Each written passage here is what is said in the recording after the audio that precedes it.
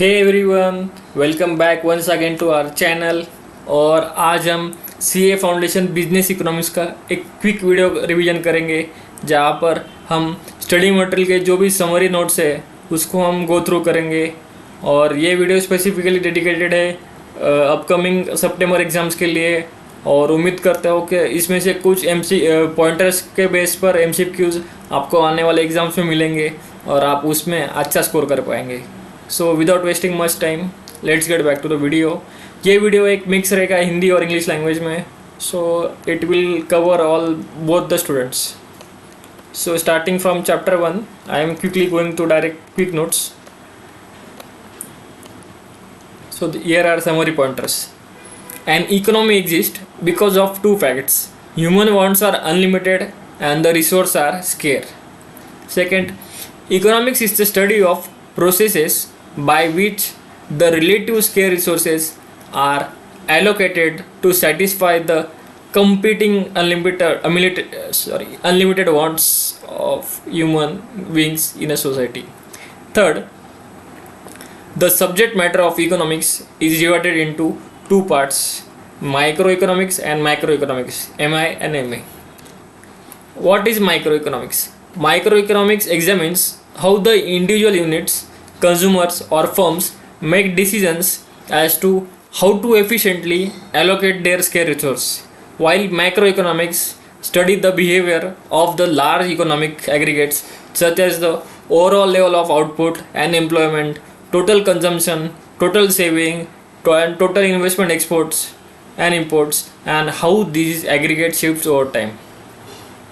Business economics integrates economic theory with business practice and relies on economic analysis in the formulation of business policy. While business economics is basically concerned with that is microeconomics, macroeconomic analysis have got an important role to play. Macroeconomic analyzes the environment in which the business has to function. Then comes business economics is a normative science which is interdisciplinary and pragmatic in approach. Then comes there are two categories of businesses issues to which economic theories can be directly applied, namely microeconomics applied to operational or internal issues and macroeconomic applies to environmental और external issues. So कुछ focus करते हैं internal issues पे और कुछ focus करते हैं external issues पे. Then comes business economics makes use of microeconomic analysis such as demand analysis and forecasting, production and cost analysis, inventory management, market structure and pricing policies, resource allocation, theory of capital and investment decisions, profit analysis and risk and uncertainties. Business economics also considers macroeconomic related to economic systems, business cycle, national income, employment, prices, saving and investment, government's economic policies and working of financial sector and capital market. So आप देखेंगे तो इसमें बहुत सारी चीज़ें हमारे chapters के topic के नाम हैं जो हमने डिटेल में कवर किए हैं. अब आएंगे पेज नंबर 42 पे.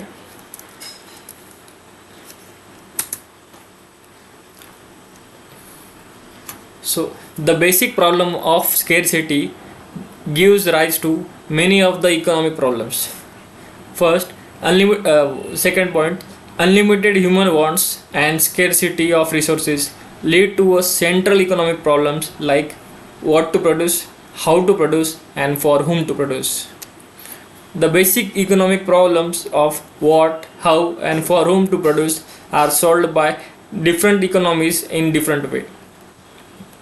A capitalist economy uses the tool of price mechanism, a socialist economy uses the tool of central planning, and a mixed economy uses a mix of both price mechanism and central planning to solve its basic economic problem. So there comes chapter 1. Now we will be going to page number 100 of our book. I have noted down the page numbers of summary points, so it will help our time. Then comes this is for chapter 2 summary. Buyer constitutes the demand side of the market, seller makes the supply side of market. The quantity that consumers buy at a given price determines the size of the market. Demand means desire or wish to buy. Demand मतलब कुछ desire है, इच्छा है खरीदना. And consume a commodity or service backed by adequate ability to pay and willingness to pay. So इच्छा भी है और ability भी है. The important factors that determine demand are price of the commodity, price of related commodities, income of the consumer, taste and preferences, consumer expectation regarding future prices, total size of population, composition of population, the level of income and its distribution, consumer credit facility and interest rate. The law of demand states that people will buy more at lower prices and less at higher prices while other things being equal. A demand schedule is a table that shows various prices and their corresponding quantity demanded.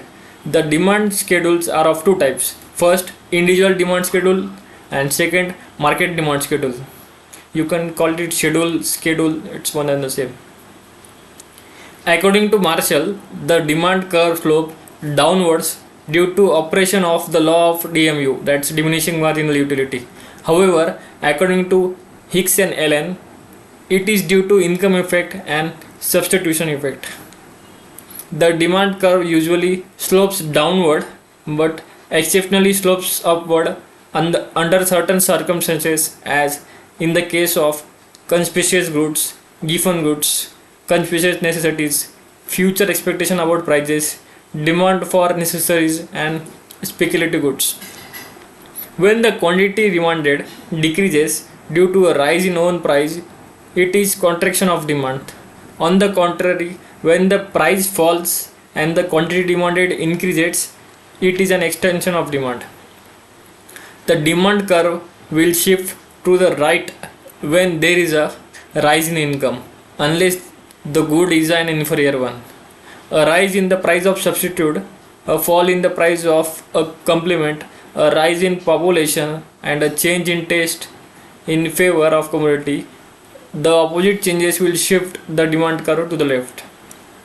Then comes elasticity of demand. It refers to a degree of sensitiveness or responsiveness of demand to a change in any one of its determinants. So elasticity of demand ED is classified into mainly four kinds. They are price elasticity of demand, income elasticity of demand, advertisement elasticity, and cross elasticity of demand. Price elasticity of demand refers to a percentage change in quantity demanded of a commodity as a result of a percentage change in price of that commodity. Because demand curve slopes downward and to the right, the sign of price elasticity is negative. We normally ignore the sign of elasticity and concentrate on the coefficient. Greater the absolute coefficient, greater is the price elasticity. In point elasticity, we measure elasticity at a given point on a demand curve. When the price change is somewhat larger, or when price elasticity is to be found between two prices or 2 points on the demand curve, we use arc elasticity. Now comes income elasticity of demand is the percentage change in quantity demanded of a commodity as a result of a percentage change in income of the consumer. So goods and services are classified as luxuries, normal or inferior goods, depending on the responsiveness of spending on a product relative to percentage change in income. Then comes the cross elasticity of demand is the percentage change in the quantity demanded of commodity X as a result of a percentage change in the commodity price of some related commodity Y. So X and Y are different commodities. Products can be substitutes and their cross elasticity is then positive. Cross elasticity is negative for products that are complements. Then comes advertisement elasticity of sales or proportional elasticity of demand measures the responsiveness of a goods demand to change in the firm spending on advertisement. Then comes forecasting of demand is the art and science of predicting the probable demand for a product or service at some given future date on a basis of certain past behavior patterns of some related events and the prevailing trends in the present. The commonly available techniques of demand forecasting are surveys of buyer's intention, collective opinion method, expert opinion method, barometric method, and statistical method such as projection method, graphical method, least square method, regression analysis, and market study such as control experiments and control lab experiments. Then we will go to unit 2, that chapter 125. The existence of human want is the basis for all economic activities in a society. All desires, taste, and motives of human beings are called wants in economics. In economics, wants are classified into necessities, comforts, and luxuries. Utility refers to the want satisfying power of goods and services. It is not absolute but relative. It is subject to concept and it depends upon the mental attitude of people. There are two important theories of utility: the cardinal utility analysis and the ordinal utility analysis. The law of diminishing marginal utility states that as a consumer increases the consumption of a commodity, every successive unit of the commodity gives lesser and lesser satisfaction to the consumer. Consumer surplus is the difference between what a consumer is willing to pay for a commodity and what he actually pays for it. Consumer surplus is the buyer's net gain from purchasing a good. Graphically, it is the triangular area below the demand curve and above the price line. A rise in the price of a good reduces consumer surplus.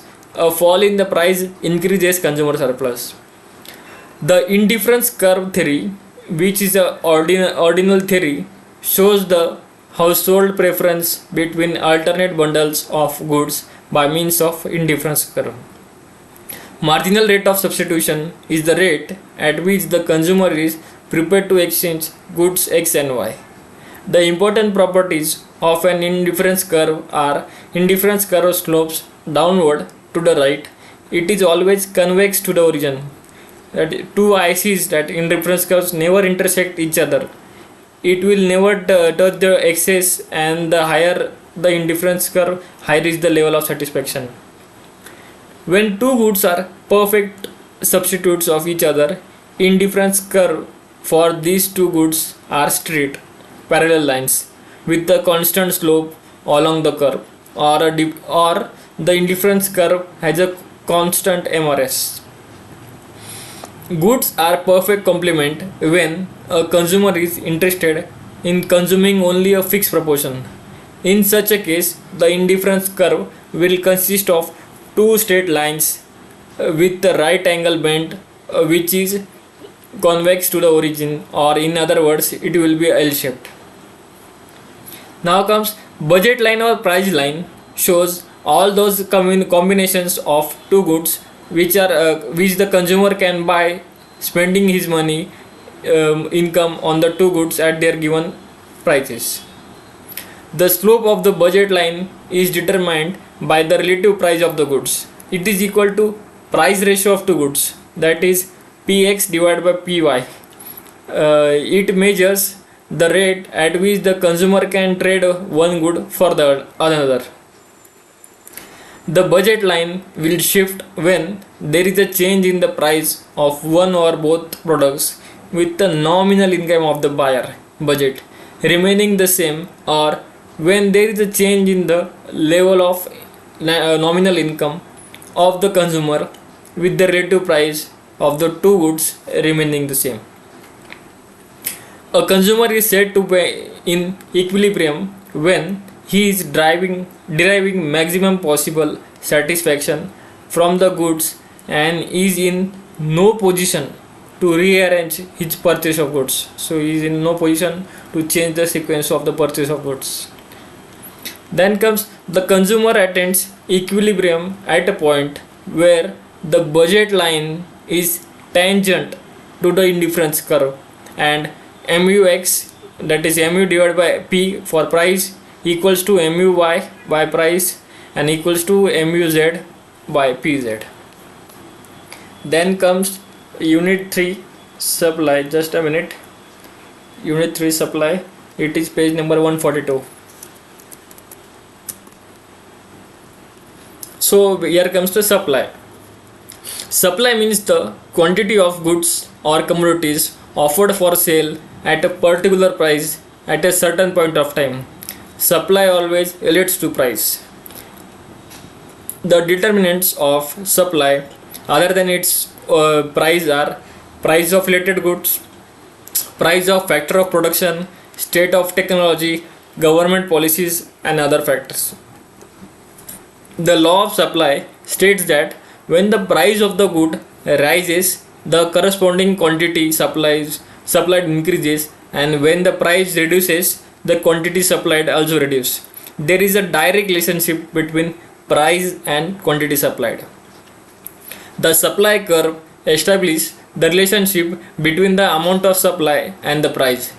It is an upward sloping curve showing a positive relationship between price and quantity supplied. When the supply of good increases as a result of an increase in the price, we can say that there is increase in the quantity supplied and there is a upward movement on the supply curve. There is the reverse is the case when there is fall in the prices of the good. Elasticity of supply means the responsiveness of supply to change in the price of the commodity. The elasticity of supply can be classified into perfectly elastic supply, relatively less elastic supply, relatively greater elastic supply, unit elastic, and perfect elastic supply. The measurement of supply elastic is of two types: point elastic and arc elasticity.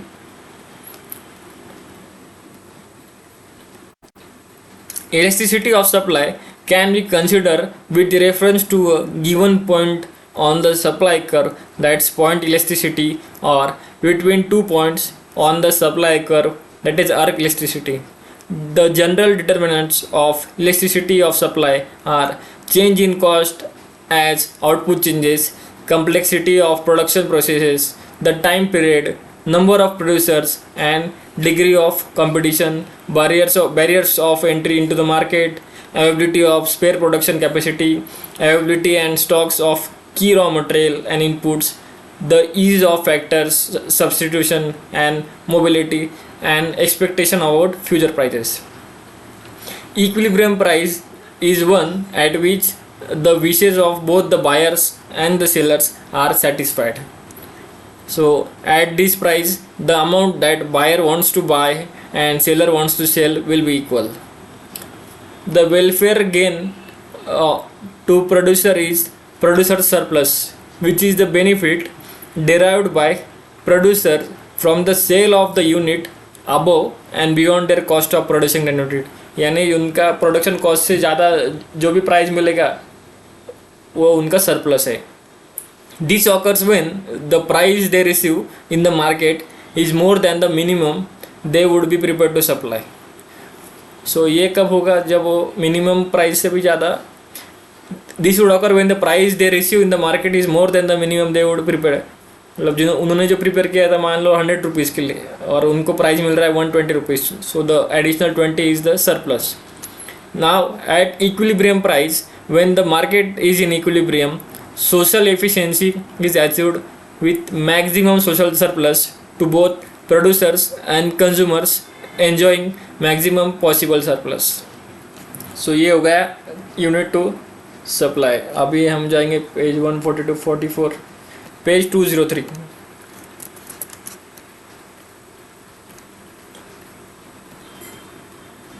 theory of cost and production. तो इसमें कुछ quick notes मैं mostly read out ही कर रहा हूँ, क्योंकि अभी मैं एक्सपेक्ट करता हूँ कि आपको कंसेप्ट सब पता है और आप लास्ट मोमेंट के लिए प्रिपेयर कर रहे हैं एग्जाम्स के लिए. सो बस एक क्विक रिवीजन वाला ये वीडियो है और इसमें कुछ ज़्यादा एक्सपेक्ट मत करना. So back to our chapter theory of production. Production is the outcome of the combined activity of the four factors of production, that is land, labor, capital and organization. In simple terms, production means creation of utility, that's utility of form, utility of place, utility of time and personal utility. Production does not include work done out of love and affection, voluntary services and goods produced for self-consumption. Intention to exchange in the market is the essential component for production. So land includes all those free natural resources which supply for the economy as the whole is fixed. Labor is all human efforts of body or of mind undergone partly or wholly with the view to secure an income apart from their pleasure derived directly from the work. Capital is that part of wealth of an individual or community which is used for further production of wealth. Capital, a stock concept, refers to produced means of production and it comprises of man-made machines and materials which are used for further production. Capital formation, also known as investment, means a sustained increase in the stock of real capital in a country. There are mainly three stages of capital formation: savings, which depend on ability to save and willingness to save; mobilization of savings, which depends on ability of financial institutions and products; and investments, that is the process whereby the real savings get converted into real capital asset. Entrepreneur is the person who organizes businesses, initiates production, remunerates other factors of production, introduces innovation and bears the risk and uncertainties of business. The objectives of an enterprise may be broadly categorized under the following heads: organic objectives, economic objectives, social objectives, human objectives and national objectives. An enterprise faces a number of problems from its inception through its lifetime until the closure. These may relate to objectives, location, size, physical facility, finance, organization structure, marketing, legal formation and industrial relation. Factors of production can be divided into two categories. Fixed factors are those factors whose quantity remains unchanged with change in output within a capacity, and variable factors are those the quantity of which change with the change in the level of output. Production function is a technical relationship between inputs and outputs. Samuelson describes production function as the relationship between the maximum amount of output that can be produced and the input required to make that output. It is defined for a given state of technology. The law of variable production or the law of diminishing marginal returns is relevant when some factors are kept fixed and others are varied. It is applicable to the short run. There are three stages of the law of variable proportion, where law of increasing returns, law of diminishing returns and law of negative returns operate. Total product is the total output resulting from the efforts of all the factors of production combined together at any time. Marginal product is the change in total product per unit change in the quantity of variable factors. Average product is the total product per unit of the variable factor. The law of returns to scale describes the relationship between inputs and output in the long run when all inputs are changed in the same proportion. Return to scale may be constant, increasing or decreasing. Now comes constant return to scale, which occurs when the input increased by some proportion and the output also increased by the same proportion. It is also called linear homogeneous production function.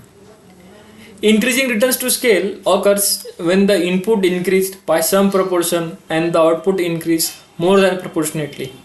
Decreasing return to scale occurs when the input increased by some proportion and the output increased less than proportionately.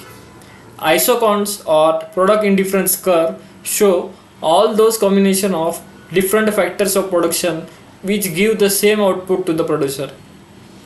Isochronous lines show various combination of two factors which the firm can buy with given expenditure or outlay.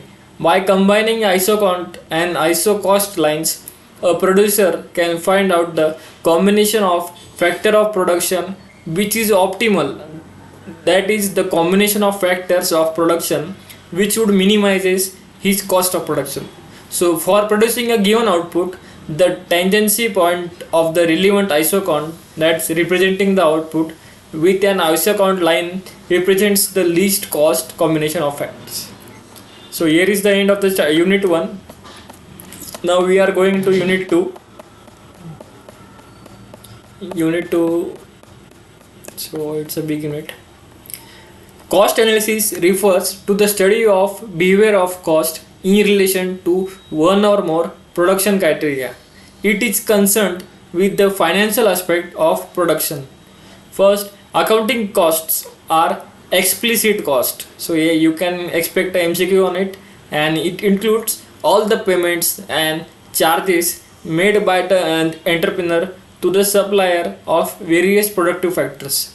Economic cost takes into account explicit cost as well as implicit cost. A firm has to cover its economic cost if it wants to earn normal profit. Outlay cost involves actual expenditure of funds. Opportunity cost is concerned with the cost of the next best alternative opportunities which was foregone in order to pursue a certain action. Direct costs are those which have direct relationship with a component of operation. They are readily identified and are traceable to a particular product, operation or plant.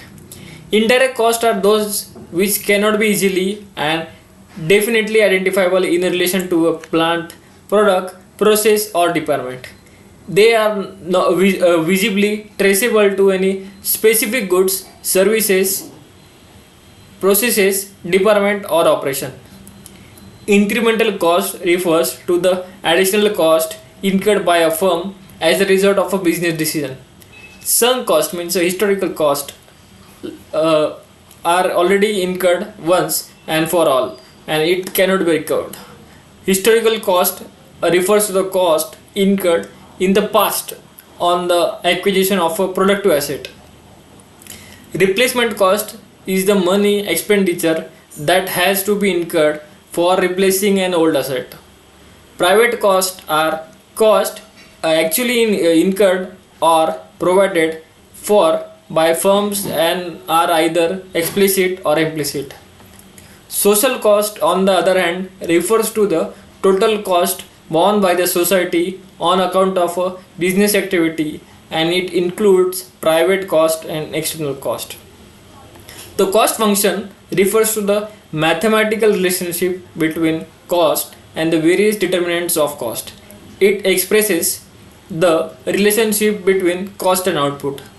Economists are generally interested in two types of cost function: the short run cost function and the long run cost function. So here comes. Short run cost functions are fixed or constant cost which are not a function of output. These are inescapable or uncontrollable. Inescapable. Variable costs are a function of output in the production period. Short run is a period of time in which output can be increased or decreased by changing only the amount of variable factors such as labor, raw material, etc. Long run is a period of time in which the quantities of all factors may be varied. In other words, all factors become variable in the long run.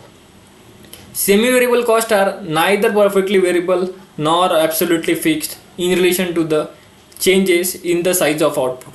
Stair step cost remains fixed over certain range of output but suddenly jump to a new higher level when output goes beyond a given time.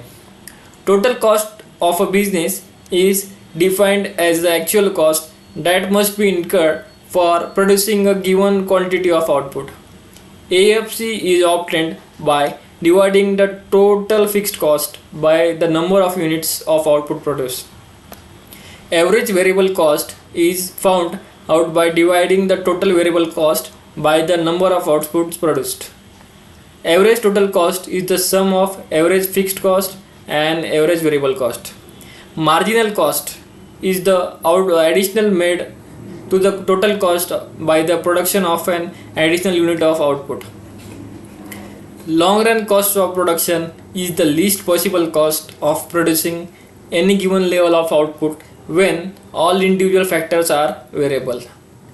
A long run cost curve depicts the functional relationship between output and the long run cost of production. The long run average cost curve, often called a planning curve, is so drawn as to be tangent to each of the short run average cost curve. LAC curve is not tangent to the minimum points of the SAC curve. Empirical evidence shows that the state of technology changes in the long run. Therefore, modern firms faces L-shaped cost curve over a considerable quantity of output. Then comes economies of scale are of two types. First, external economies of scale, and second, internal economies of scale. External economies of scale accrue to a firm due to factors which are external to the firms, while internal economies accrue when it engages in large scale production. Increase in scale beyond the optimal level result in these economies of scale. So then comes next chapter,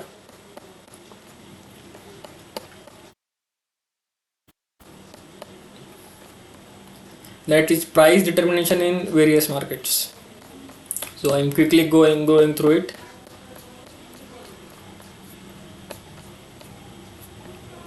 So here we have economic goods are scarce in relation to their demand and have opportunity cost. Unlike free goods, they are exchangeable in the market and command price. Price connotes money value, that's the purchasing power of an article expressed in terms of money. Value in exchange or exchange value according to record means command over commodities in general or power in exchange over purchasable commodities in general. Market is the whole set of arrangements for buying and selling of a commodity or service. Here, buyers and sellers bargain over a commodity of a price. The elements of a market are buyer and seller, a product or service, bargaining for a price, knowledge about market condition, and one price for a product and service at a given time. Markets are generally classified into product markets and factor markets. The factors which determines the types of market are nature of commodity, size of production, and the extent of demand. Markets can be classified on the basis of area, time, nature of transaction, regulation, volume of business, and types of competition. On the basis of area, markets are classified into four: local, regional, national, and international. On the basis of time, they are classified into again four: very short period, market period, short period, and long period. Just a minute. Very short period or market period, short period, long period, and very long period or secular period. On the basis of nature, it is divided into two: spot market and future market. On the basis of regulation, they are classified into regulated market and unregulated market. On the basis of volume of business, they are classified into two: first is wholesale market and second is retail market. On the basis of competition, we have perfect competition market, imperfect competition market. The imperfect competition is further divided into monopoly market, monopolistic market, competitive market, and oligopoly market. Total revenue refers to the amount of money which a firm realizes by selling certain units of commodity. Average revenue is the revenue earned per unit of output. Marginal revenue is the change in total revenue resulting from the sale of a additional unit of the commodity. Marginal revenue, average revenue, and price elasticity of demand are uniquely related to one another. MR equals to AR into E minus 1 divided by E, where E is elasticity, price elasticity of demand. Total revenue will be maximum where elasticity is equal to 1. If a firm's total revenue are not enough to make goods even the total variable cost, it is better for the firm to shut down. In other words, a competitive firm should shut down if the price is below its AWC. At the point of equality between marginal revenue and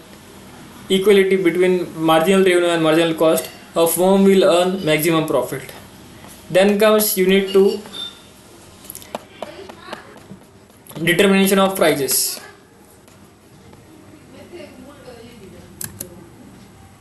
So prices of goods express their exchange value. In the open competitive market, it is the interaction between demand and supply that tends to determine equilibrium price and quantity. Equilibrium price or market clearing price is the price at which the quantity demanded of a commodity equals to the quantity supplied of the commodity.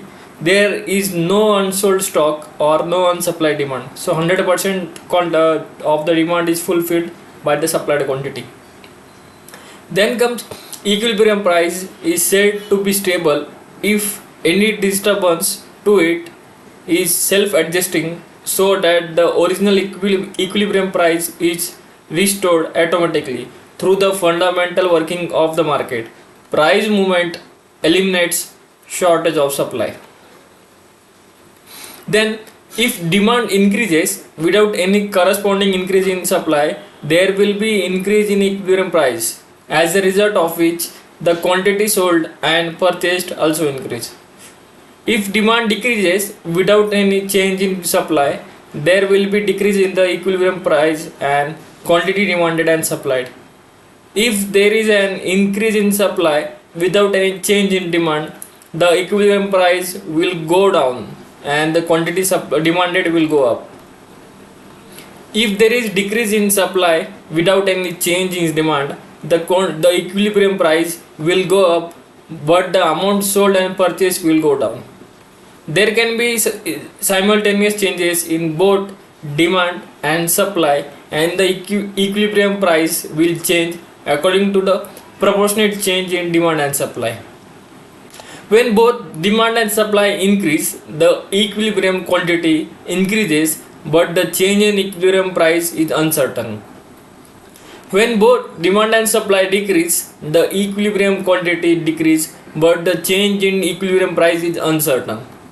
When demand increases and supply decreases, the equilibrium price rises, means there is increase, but nothing certain can be said about the change in equilibrium quantity. When demand decreases and supply increases, the equilibrium price falls, but nothing can be said about the change in equilibrium quantity. So quantity का impact हो सकता है, नहीं भी हो सकता है, based on increase and decrease in demand and supply. Then comes unit 3, price output determination under different market forms. So we will be having on page number 306. So here is a good summary and I expect कुछ questions और MCQs इसमें से आपको मिलेंगे exam में.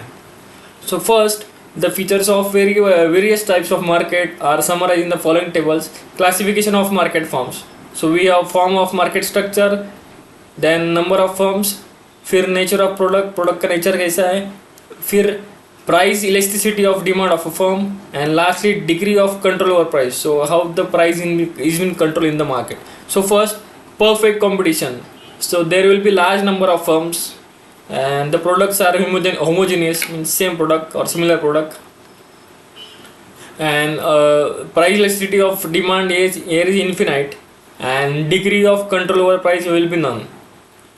Similarly, in second case, in a monopoly, the number of firms will be one, nature of product, that there will be unique product without close substitute, price elasticity of demand will be small, and degree of control over price will be very considerable. Third, imperfect competition, in which we have two cases. One is monopolistic competition and second is oligopoly. In first case, there will be large number of firms, products will be differentiated products, price elasticity will be large, and there will be some influence on the prices. Similarly, in the fourth case, in the oligopoly, there will be few firms, products might be homogeneous or differentiated product, the price elasticity of demand will be small, and lastly degree of control over price will be some. So perfect competition, a market is said to be perfect competitive if it has large number of buyers and sellers, homogeneous product, free entry and exit, perfect mobility of factors of production, perfect knowledge about the market condition, insignificant transaction cost, no government intervention, and absence of collusion. Means there is collusion, there is absence of collusion. A firm is in equilibrium when its MC is equal to MR, marginal cost is equal to marginal revenue, and MC curve cuts the MR curve from the below. In the short run, firm may be earning normal profits, supernormal profits, or making losses at the equilibrium price. In the long run, all the supernormal profits or losses get wiped away with entry or exit of the firms from the industry, and all the firms will earn only normal profit. So you may expect something from here. In the long run, in perfect competition, the market mechanism leads to optimal allocation of resources. Then comes monopoly. So monopoly is an extreme form of imperfect competition with a single seller of a product which has no close substitute. Since the monopolist firm is the only producer of a particular product, its demand curve is identical with the market demand curve of the product. Since a monopoly firm has market power, it has the ability to charge a price above marginal cost and earns a positive economic profit. The fundamental cause of monopoly is barrier to entry. In effect, other firms cannot enter the market. In the long run, the supernormal profit will be continued because entry is restricted. जब तक नया player enter नहीं करेगा वो सुपरनॉर्मल profit को enjoy करेंगे. ये monopoly के केस में. One of the important feature of monopoly is price determination. So charging different prices for the same product from different buyers. So monopoly case में they can charge similar based on the time, based on the customer, अलग अलग price charge कर सकते हैं. Then price charge will be higher in the market where the demand is less elastic, and lower in the market where the demand is more elastic. Under the first degree price discrimination, the monopolistic separate the market into each individual consumer and charge them the price they are willing and able to pay, and thereby extract the entire consumer surplus. Under the second degree price discrimination, different prices are charged for different quantities of sold. Another third degree of price discrimination, price varies by attributes such as location or customer segment. So there are three types in which different prices are charged, based on quantity, based on willingness, and third based on location or customer segment. In the absence of competition, the monopolist need not produce at the optimal level. Since monopolies are exploitative and generate undesirable outcomes in the economy, a number of steps are taken by the government to regulate and prevent the formation of monopolies. So in real life, pure monopolies are not common because monopolies are either regulated or prohibited altogether. Then comes imperfect competition. So imperfect competition is an important category wherein the individual firm exercises control over the price to a smaller or larger degree depending upon the degree of imperfect present. First, monopolistic competition. So it refers to a market situation in which many producers produce goods which are the close substitute of one another. The essential feature of monopolistic competition is the existence of large number of firms, product differentiation, non price competition, so यहाँ पे price का competition नहीं रहता है monopolistic case में, high selling cost and freedom of entry and exit of firms. In monopolistic competition, the features of monopoly and perfect competition are partially present. So there are some features from monopoly and there are some features from perfect competition. Demand curve is highly elastic, means highly changing, and a firm enjoys some control over the price. Firms in monopolistic competition are not of optimal size and there exists excess capacity with each firms. Then comes oligopolistic competition. So oligopoly is also referred to as competition among the few, as a few big firms produce and compete in this market. There are different types of oligopoly like pure and differentiated oligopoly, open and closed oligopoly, collusive and competitive oligopoly, partial and full oligopoly, and syndicated and organized oligopoly. The main characteristics of oligopoly are strategic interdependence, importance of advertising and selling cost, and group behavior. Different oligopoly settings give rise to different optimal strategies and diverse outcomes. Price leadership can be a dominant firm, a low cost firm, or it can be barometric price leadership. A group of firms that explicitly agree collude means come together to coordinate their activities is called as a cartel. Cartel means a group of people, so they can influence a lot of things. Paul S. Vizzi propounded the kinked demand curve of oligopoly. The price will be kept unchanged for a long term due to fear of retaliation, and price tend to be sticky and inflexible. Other important market forms are duopoly, monopoly, oligopoly, and bilateral monopoly. So here comes the end of this chapter summary. Now we will be moving to page.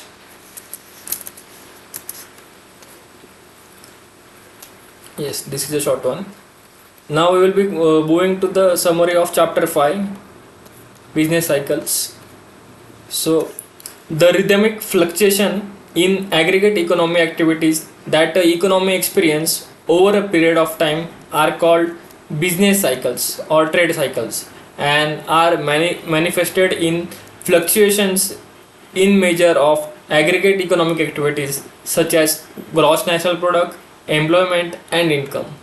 A typical business cycle has four distinct phases, namely expansion, also called as boom or upswing, characterized by increase in national output and all other economic variables.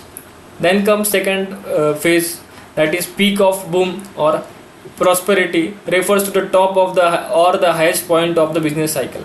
Then comes contraction, also called downswing or recession, where there is fall in the level of investment and employment. And last comes trough or depression, which occurs when the process of recession is complete and there is several contraction in the economic activities. Then comes economists use changes in a variety of activities to measure the business cycle and to predict whether the economy is headed to. These are called indicators. So you may expect something. A leading indicator is a measurable economic factor that changes before the economy starts to follow a particular pattern or trend. They change before the real output changes. So leading means change upfront. Variables that change after real output changes are called lagging indicator. So you can expect some MCQs from here. Coincident economic indicators are also called concurrent indicators, or coincide or occur simultaneously with the business cycle movements. According to Keynes, fluctuation in economic activities are due to fluctuation in aggregate effective demand. According to some economists, fluctuation in investment are the prime cause of business cycles. Investment spending is considered to be the most volatile component of the aggregate demand. Fluctuations in government spending with its impact on aggregate economic activities result in business fluctuations. So macroeconomic policies, monetary and fiscal policies also cause business cycles. According to have three, I may spell it wrong. Trade cycle is a purely monetary phenomenon. Unplanned changes in the supply of money may cause business fluctuation in an economy. According to Pigo, modern business activities are based on the anticipations of business community and are affected by waves of optimism or pessimism, means positivity and negativity. According to Schumpeter, trade cycles occur as a result of innovations which take place in the system from time to time. Understanding what phase of the business cycle an economy is in and what implications the current economic conditions have for their current as well as future business activity helps business to better anticipate the market and to respond with greater alertness. So this is a short video. Also forgive me for any wrong pronunciation. I'm also in a hurry to record this video, seeing your exams are on the very few days left for the exams. Now comes determination of national income, in which we will be covering unit 1, and we have to go for page number 382. Yes, so national income accounts are extremely useful for analyzing and evaluating the performance of an economy. Knowing the composition and structure of national income, national distribution, economic forecasting, and for choosing economic policies and evaluating them. Gross domestic product (GDP) MP at market price is a measure of the market value of all final economic goods and service. Gross of depreciation produced within the domestic territory of a country during a given period of time. Given time period, gross of depreciation.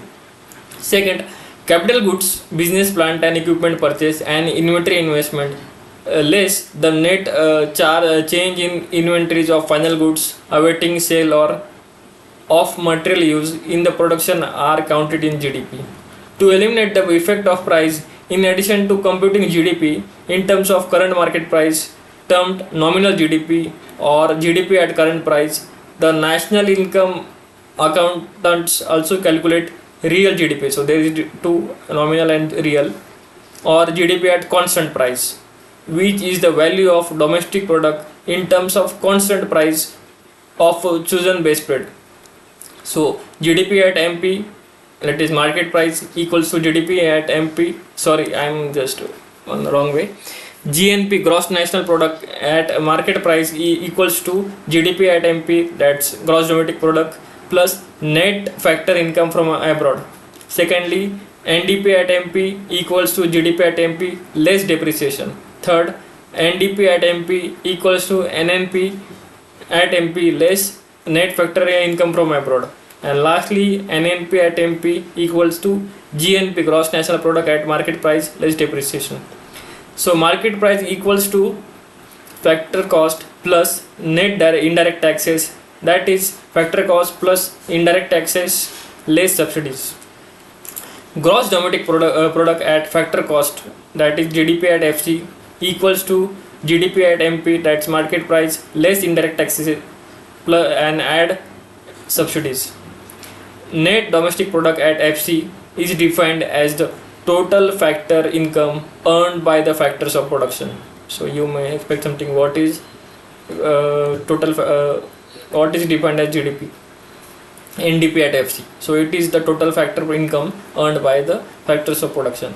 Then comes net national product at FC or national income.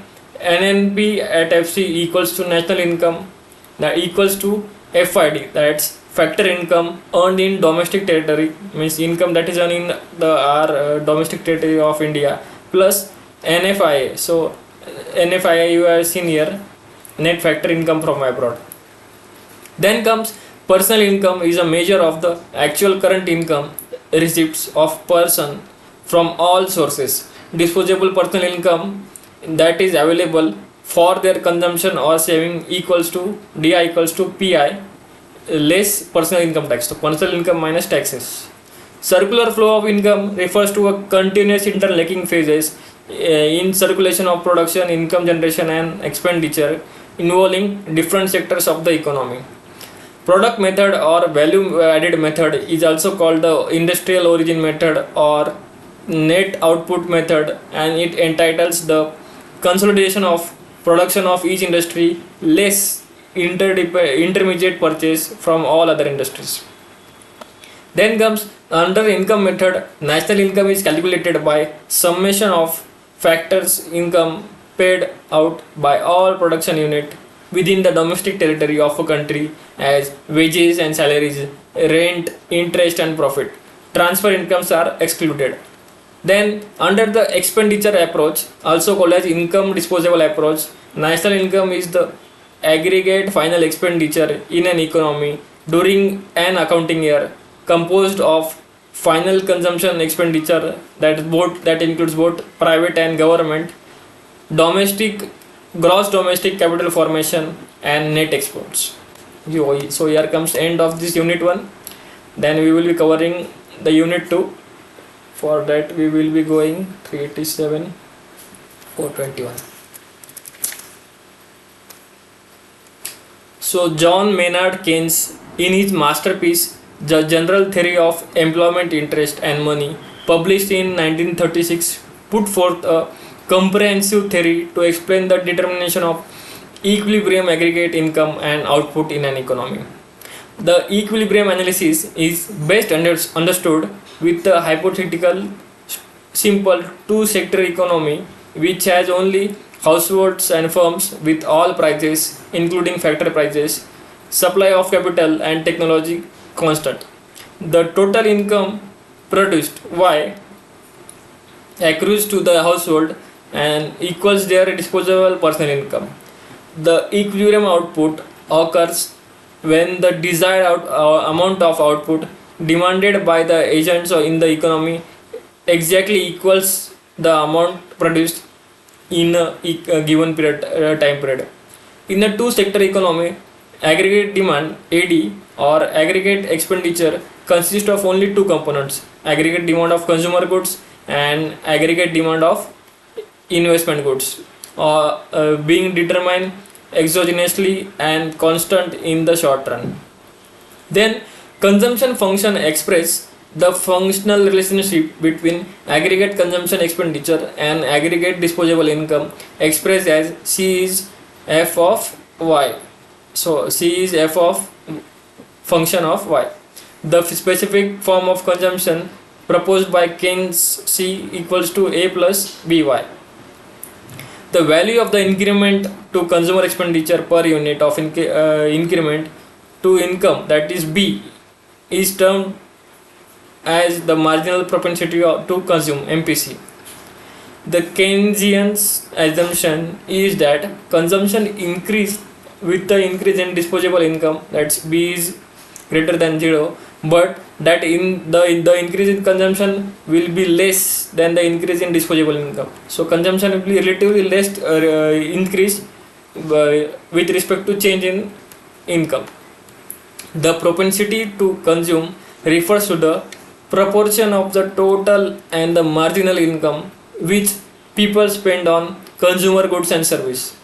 The propensity or fraction of the total income consumed is called average propensity to consume, APC, that is equals to total consumption divided by total income. Since Y equals to C plus S, consumption and saving functions are counterpart of each other.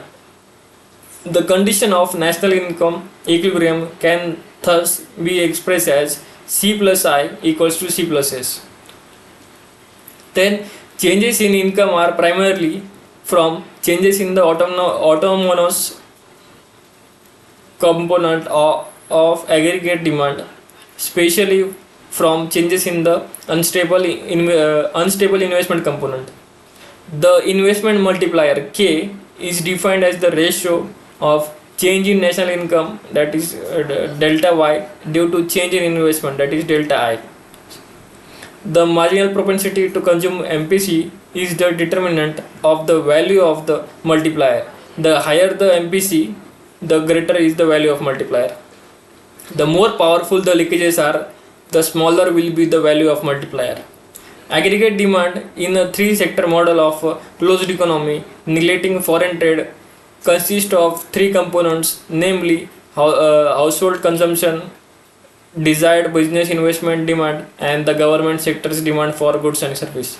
The government sector imposes taxes on households, and business sectors effects transfer payment to household sector and subsidy payments to the business sector, purchase goods and service, and borrow from financial market.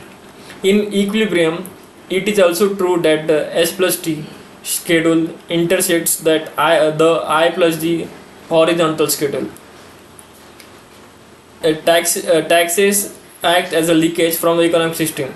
Thus, the tax multiplier when T equals to T bar minus Ty is, you can see this formula. The four sector model includes all four macroeconomic sectors: the household sector, the business sector, the government sector, and the foreign sector. And in equilibrium, we have Y equals to C plus I plus G plus X minus M. I hope you know the full forms of what it denotes. The domestic economy trades goods with the foreign sector through export and import. Imports are subtracted from exports to derive net exports, which is the foreign sector's contribution to aggregate expenditure. If net exports are positive, X minus M, then there is net injunction and national income increases. Conversely, if X is less than M, there will be net withdrawal and national income decreases.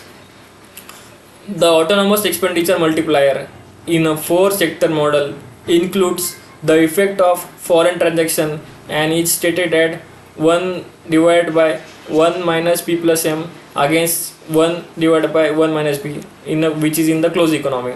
The greater the value of M1, the lower will be autonomous expenditure multiplier. An increase in the demand of export of a country is an increase in aggregate demand for domestically produced output and will increase equilibrium income, just as would an increase in government spending or an autonomous increase in investment. So here comes end of this chapter. We will be moving to chapter 7, public finance, in which we will be covering unit 1. So it will be 428. We have done already 442.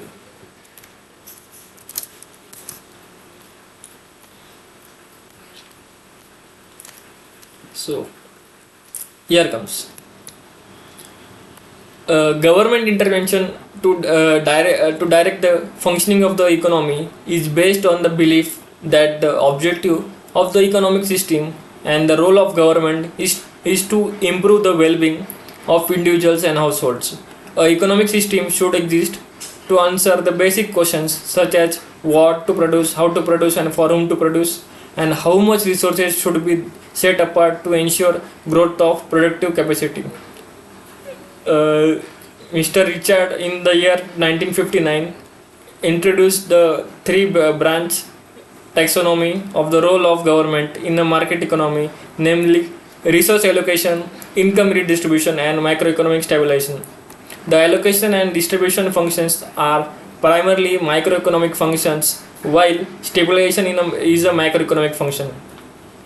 One of the most important functions of an economic system is the optimal or efficient allocation of scarce resources so that the available resources are put to their best use and no wastage are there.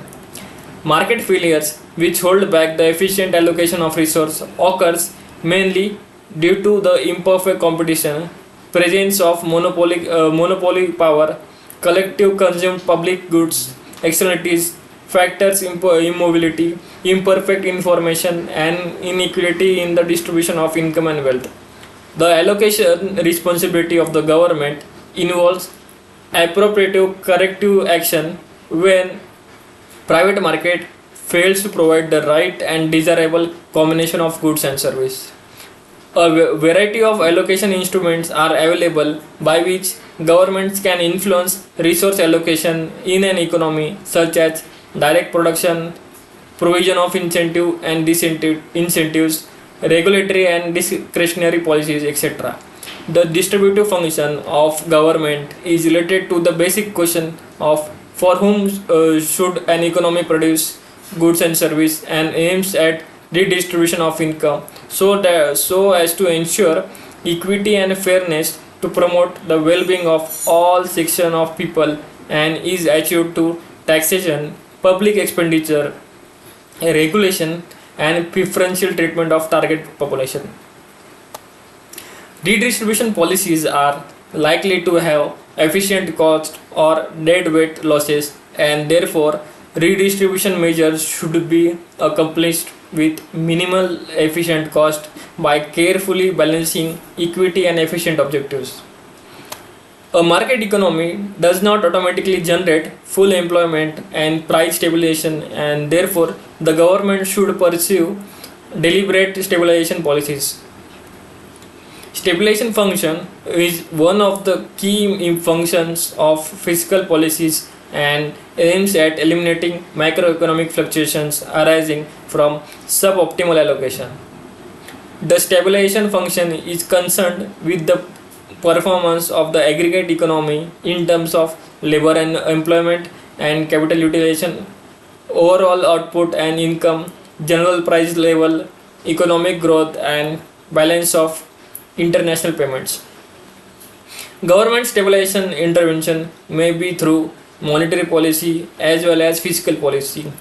Monetary policy works through controlling the size of money supplied and interest rates in the economy, while fiscal policy aims at changing aggregate demand by suitable changes in government spending and taxes. Then, central and state function.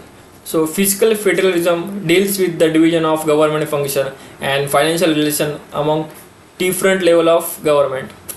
The central government should be responsible for the economic stabilization and income redistribution, but the allocation of resource should be the responsibility of state and local government. So, central should be responsible for this, but allocation of how it will be allocated is the responsibility or should be the responsibility of state governments and local authorities or local governments. Then Article 246 of the Constitution demarcates the power of the union and the state by classifying their power into three lists. It's firstly union list, on which the union parliament alone can legislate. Second is the state list, on which the state legislative assemblies along with legislate. And the third is concurrent list, on which both the parliament and legislative assemblies can legislate. The union government can levy taxes such as tax on income other than agriculture income, customs and export duties, excise duties on certain goods, corporation tax, tax on capital value of asset, excluding agriculture land, terminal taxes, security transaction tax (STT), central GST, then union excise duty, taxes other than stamp duties, etc. The state government can levy taxes on agriculture income, land and building, mineral rights, electricity, vehicles, tolls, professions, as well as collect land revenue and impose excise duties on certain items. So you may expect something from here in both the case. Then Articles 268 to 281 of the Constitution contains specific provision in respect of distribution of finances among states. Article 280 provides for an institutional mechanism, namely the Finance Commission, to facilitate such transfer. It is responsible for evaluating the state of the finance of the union and state governments, recommending the sharing of taxes between them, and laying down the principles determining the distribution of these taxes among states. The Finance Commission considers issues related to vertical equity, that's deciding about the shares of all states in the revenue collected by center, and horizontal equity, that is allocation among states their share of central revenue. The 15th Finance Commission recommended that the share of states in central taxes, that's vertical devolution, for the year 2021 to 26 will be or to be 41%. The criteria for redistribution of distribution of central taxes among states for 21 to 26 are income in distance, that is the distance from a state's income from the state with the highest income area population as per 2021 census, the demographic performance to reward efforts made by the states in controlling their population, forest and ecology, and taxes and fiscal efforts. State levy and collect GST, SGST, and the union levies and collect CGST, that's central tax. Integrated GST, IGST, is applied on interstate movement of goods and service and on imports and exports. For providing compensation to state, a cess is levied on luxury goods and demerit goods, and the proceeds are credited to the compensation fund. GST compensation was extended beyond 5 years to enable states to tide over the pandemic-induced economic slowdown. The central government is entrusted with the responsibility of provision of nationality important areas like defense, foreign affairs, foreign trade, and exchange management, then money and banking, and cross-state transport and communication. The central government are entrusted with the responsibility of facilitating agriculture and industry, providing social sectors such as healthcare, that is health and education, police protection, state roads and infrastructure. The local self-government such as municipalities and panchayats are entrusted with the responsibility of providing public utility services such as water supply and sanitization, local roads, electricity, etc. For items that falls in the concurrent list, both central and state governments are responsible for providing the service. So here comes the end of this chapter. Now comes chapter 5, public finance. So market failure is a situation in which the free market leads to misallocation of society's scarce resources, in the sense that there is either overproduction or underproduction of particular goods and services, leading to a less than optimal outcome. There are two types of market failures. First, complete market failure or missing markets, and second, partial market failure. There are four main reasons for market failure. They are market power, externalities, public goods, and incomplete information. Excessive market power causes the single producer or small number of producers to produce and sell less than output than what would be produced in a competitive market and charge higher prices. Externalities, also referred to as spillover effects, neighborhood effects, third party effects, or side effects, occurs when the actions of either consumers or producers result in cost or benefits that do not reflect as part of the market price. Externalities are initiated and experienced not through the operation of the price system but outside the market, and therefore are external to the market. Externalities can be positive or negative. Negative externalities occur when the action of one party imposes cost on the third party who is not part of the transaction.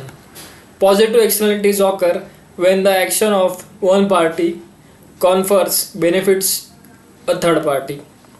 The four possible types of externalities are: negative externalities initiated in production, which imposes an external cost on others. Second, positive production externalities. Third, less common seen initiated in production that confers external benefits on other.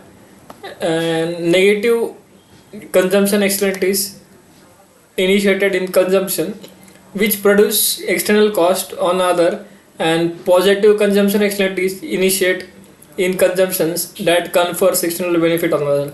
Each of the above may be received by one in by another in consumption or in production. Private cost is the cost faced by the producer or the consumer directly involved in a transaction and involves direct cost of labor, materials, energy, and other indirect overheads and does not incorporate externalities. Social cost is the entire cost which the society bears. Social cost equals to private cost plus external cost. The firm or the consumer, as the case may be, however, has no incentive to account for the external cost that it imposes on others. When the firm do not have to worry about negative externalities associated with their production, the result is excess production and unnecessary social cost.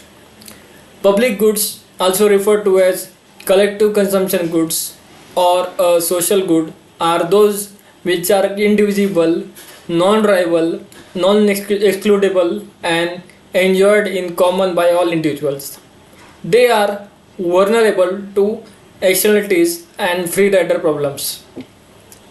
Then the incentive to let other people pay for a goods or service, the benefit of which are enjoyed by an individual, is known as the private free rider problem. Private goods are rivalrous and excludable and are less likely to have the free rider problem. Complete information is an essential element of competitive market. Asymmetric information occurs when there is an imbalance in information between the buyer and the seller. That is, when the buyer knows more than the seller or the seller knows more than the buyer. This is dishonest choices. Adverse selection is a situation in which asymmetric information about quality eliminates high quality goods from the market. Buyers expect hidden problems in item offered for sale, leading to lower prices and the good quality items being kept off the market. Moral hazard is a opportunistic characteristics by informed persons taking advantage of a less informed person through an unobserved action. Asymmetric information, adverse selection, and moral hazard affect the ability of market to efficiently allocate resources and therefore lead to market failures because the party with better information has a competitive advantage. Government's intervention in various ways to correct market failure. Because of the social cost imposed by monopoly, government intervene by establishing rules and regulations designed to promote competition and prohibit actions that are likely to restrain competition. Natural monopolies such as electricity, gas, and water supplies are usually subject to price control. Government initiatives towards combating market failure due to negative externalities are either direct control or market based policies. Direct control prohibits specific activities that explicitly create negative externalities or requires that the negative externalities be limited to a certain level, for instance, limiting the emissions. Government must pass laws to elevate the effect of negative externalities or fix emissions standards, which is a legal limit on how much pollutant a firm can emit. It may charge emission fee which is levied on each unit of a firm's emission. The market-based approach, that is environment taxes and cap and trade, operate through price mechanism to create an incentive for change. The key is to internalize an externality, that is both external cost and benefit, is to ensure that those who create the externalities include them while making decisions. One method of ensuring internalization of negative externalities is imposing pollution taxes. That by making the polluters pay, pollution taxes seek to internalize external cost into the price of a product or service. Pollution taxes are difficult to determine and administer due to difficulty to discover the right level of taxation, problems associated with inelastic nature of demand for the goods, and the problem of possible capital flight. Trade emission permits are marketable licensed to emit limited quantities of pollutants and can be bought and sold by polluters. The high polluter have to buy more permits and low polluter will receive extra revenue from selling their surplus permits. So you can expect something here. You if you know Tesla, it has a good revenue and mostly it's due to the credit of input, the credit it receives from less emitting less pollution. It receives some points or some credits which is which Tesla sells to other companies and earn some money. So it's out of syllabus part. Then comes the system in administratively cheap, and the system is administratively cheap and simple, allows flexibility and reward efficiency, and provides strong incentive of for innovations.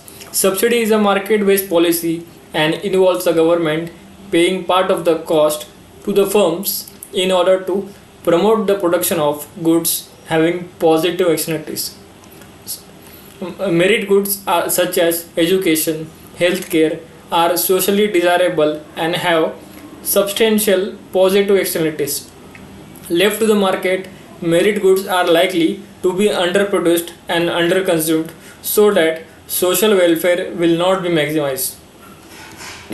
Then, the possible government response to underprovision of merit goods are regulation, legislation, subsidies, direct government provision, and a combination of government provision and market provision. Demerit goods are goods which impose significant negative externalities on the society as a whole and are believed to be socially undesirable. The production and consumption of demerit goods are likely to be more than optimal under free market. Steps taken by government to limit demerit goods includes complete ban of the goods, legislations, persuasion and advertisement campaigns limiting access to the good, especially by vulnerable groups. In the case of non-excludable pure public goods, where entry fee cannot be charged, direct provision by government through the use of general government tax revenues is the only option. A very common followed method in the case of excludable public good is to grant license to private firms to build a facility, and then the government regulates the level of the entry fee chargeable from the public. Due to strategic and security reasons, certain goods are produced and consumed as public goods and service, despite the fact that they can be produced or consumed as private goods. Price controls may take the form of either a price floor, that's a minimum price buyers are required to pay, or a price ceiling, a maximum price that sellers are allowed to charge for a goods or service. When price of certain essential commodities rise excessively, government may resort to control in the form of price ceilings, also called the maximum price, for making a resource or commodity available to all at a reasonable price. Then, with the objective of ensuring stability in prices and distribution, governments often intervene in grain markets through building and maintenance of buffer stocks. Government failure occurs when intervention is ineffective, causing wastage of resource expended for the intervention, and or when intervention produced fresh and more serious problems. These create inefficiencies and lead to misallocation of scarce resources. So this is the end of this chapter, a quite long summary. Then we will be covering unit through the process of budget making, sources of revenue, expenditure management and management of public debts. So we will be moving straightly to the end. I think it's page number 510. Let me check. Yes, it's page number 510. So summary. Fiscal policy involves the deliberate use of government spending, taxation and borrowing to influence both the pattern of economic activity and level of growth of aggregate demand, output and employment. A laissez-faire approach advocated limited role of government, resulting in non-recognition of the significance of fiscal policy as a strategy for achieving certain socio-economic objectives till 1930. Through the use budgetary instruments such as a public revenue, public expenditure, public debt, and deficit financing, governments intend to favorably influence the level of economic activity of a country. The objective of fiscal policy may vary from country to country, but generally they are achieved and maintenance of full employment, maintenance of price stability, acceleration of the rate of economic development, and equitable distribution of income and wealth.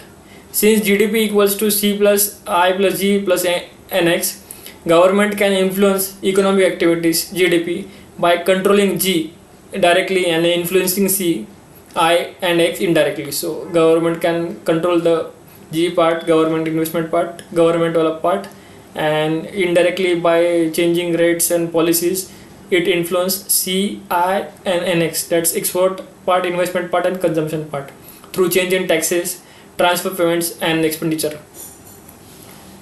The Keynesian school is of the opinion that fiscal policies can have very powerful effect in altering aggregate demand, employment and output in an economy when the economy is operating at less than full employment levels and when there is a need to offer a stimulus to demand. The tools of fiscal policies are taxes, government expenditure, public debt and the budget. Expansionary fiscal policy is designed to stimulate the economy during the contradictionary phase of a business cycle and is accompanied by increasing aggregate expenditure and aggregate demand through an increase in all types of government spending, or there will be a reduce or decrease in taxes. Contractionary fiscal policy is designed to restrain the level of economic activities of the economy during an inflationary phase by decreasing the aggregate expenditure and aggregate demand through a decrease in all types of government spending or increase in taxes. A recession sets in with a period of declining real income as measured by real GDP and a situation of rising unemployment. So a recessionary gap, also known as contractionary gap, is said to exist if the existing level of aggregate production is less than what would be produced with the full employment of resource. Government expenditure, an important instrument of fiscal policy, generates income and also has indirect effect in the form of working of multiplier. Tax determine the size of disposable income in the hand of general public, which in turn determines aggregate demand and possibly inflationary and deflationary gap. During recession and depression, the tax policy is framed to encourage private consumption and investment. A general reduction in income tax and lower corporate tax increase aggregate demand and investment respectively. During inflationary, new taxes can be levied and the rate of existing tax may be raised to reduce disposable income and to wipe up the surplus purchasing power. Borrowing from the public through the sale of bonds and securities curtail the money available for spending, which in turn reduces the aggregate demand in the economy. Repayment of debts increases the availability of money in the economy and increase aggregate demand. Budget is widely used as a policy tool to stimulate or to contract aggregate demand as required. Fiscal policy also aims to attend long-run economic growth activities policies through policies to stimulate aggregate supply. Fiscal policy is a chief instrument available for government to influence income distribution and plays a significant role in reducing inequality and achieving equity and social justice. Contractionary fiscal policy is aimed at eliminating inflationary gaps and to trim down the aggregate demand by decreasing in government spending and increase in personal income taxes and or business taxes, causing less disposable income and low incentive to invest.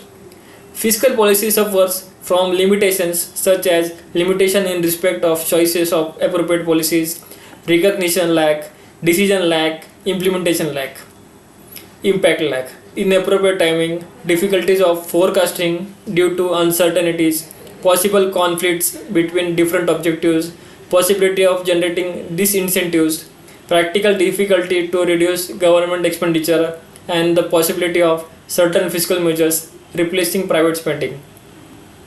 An increase in the size of government spending during recession will crowd out private spending in an economy. In other words, when spending by government in an economy replaces private spending, the latter is said to be crowded out. As a result of crowding out, the effectiveness of expansionary fiscal policy in stimulating aggregate demand will be diminished to a greater extent. This may also possibly reduce the economic prospect of long-run economic growth. During deep recessions, crowding out is less likely to happen as private sector investment is already minimal and therefore there is only insignificant private spending to crowd out. So here is the end of this chapter.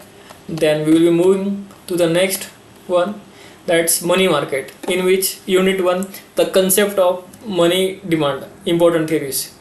So it's on, we are already on 520, it's 535. Yes, a shorter one. Money refers to assets which are commonly used and accepted as a mean of payments or as a medium of exchange and for transferring purchase power.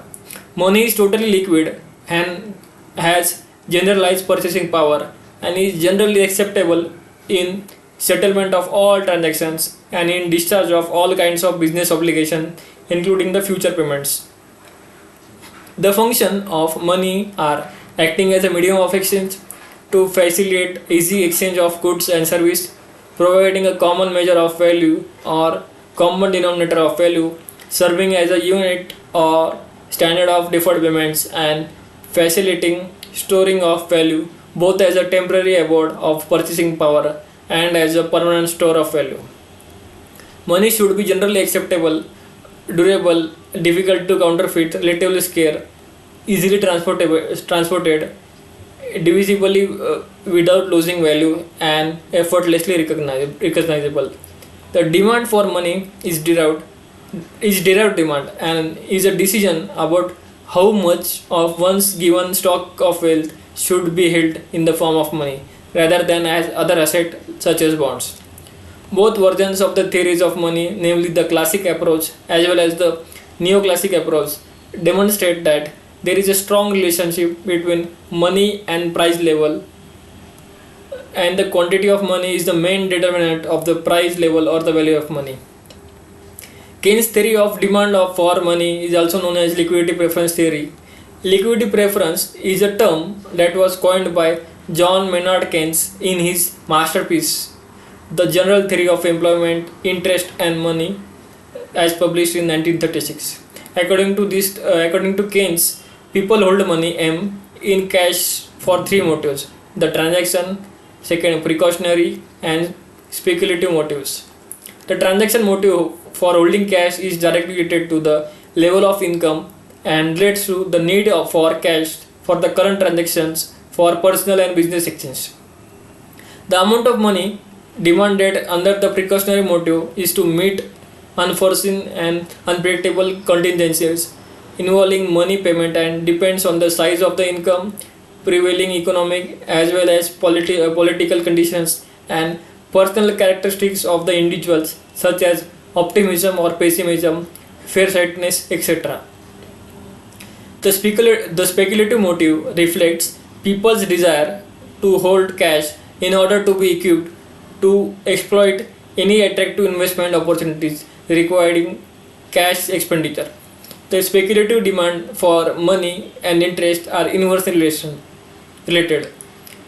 So long as the current rate of interest is higher than the critical rate of interest, a typical wealth holder would hold in his asset portfolio only government bonds, while the current rate of interest is lower than the critical rate of interest, his asset portfolio would consist wholly of cash. Now comes liquidity trap. Liquidity trap is a situation where the desire to hold bonds is very low and approaches zero, and the demand to hold money in liquid forms such as alternative approaches infinity. People expect a rise in interest rate and the consequent fall in bond price and the resulting capital loss. The speculative demand becomes perfectly elastic with the respect to interest rate, and the speculative money demand curve becomes parallel to the x-axis. So it becomes in a such a x-axis manner. Baumol and Tobin developed a deterministic theory of transaction demand for real cash balance, also known as inventory theoretic approach, in which money is essentially viewed as an inventory held for transaction purpose. Then people hold an optimal combination of bond and cash balance, that amount that minimizes the opportunity cost. The optimal average money holding is a positive function of income, that's Y, a positive function of the price level, that's P, and a positive function of the transaction cost, that is C, and a negative function of the nominal interest rate, that's I. Milton Friedman, 1956, extending Keynes' speculative money demanded with the framework of asset price theory, holds that demand for money is affected by the same factors as demand for any other assets, namely permanent income and relative returns on assets. The nominal demand for money is positively related to the price level, that is P, rises if bond and stock returns, that is RB and RE, respectively declines, and vice versa. Is influenced by the inflation and is a function of total wealth. The demand for money as behavior towards aversion to risk propounded by Tobin states that money is a safe asset, but an investor will be willing to exercise a trade-off and sacrifice to some extent the higher return from bonds for a reduction in risk. According to Tobin, rationally behavior induces individuals to hold an optimal structural wealth portfolio which is comprised of both bond and money, and the demand for money as a store of wealth depends negatively on the interest rate. So here comes next chapter, unit 2, concept of money supply. So we are on the 541. I'm just moving forward. It's a shorter one. The measure of money supply varies from country to country, from time to time, and from purpose to purpose. The high power money and the credit money broadly constitute the most common measure of money supply, or the total money stock of a country. High powered money is the source of all other forms of money. The second major source of money is the banking system of the country. Money created by the commercial bank is called credit money.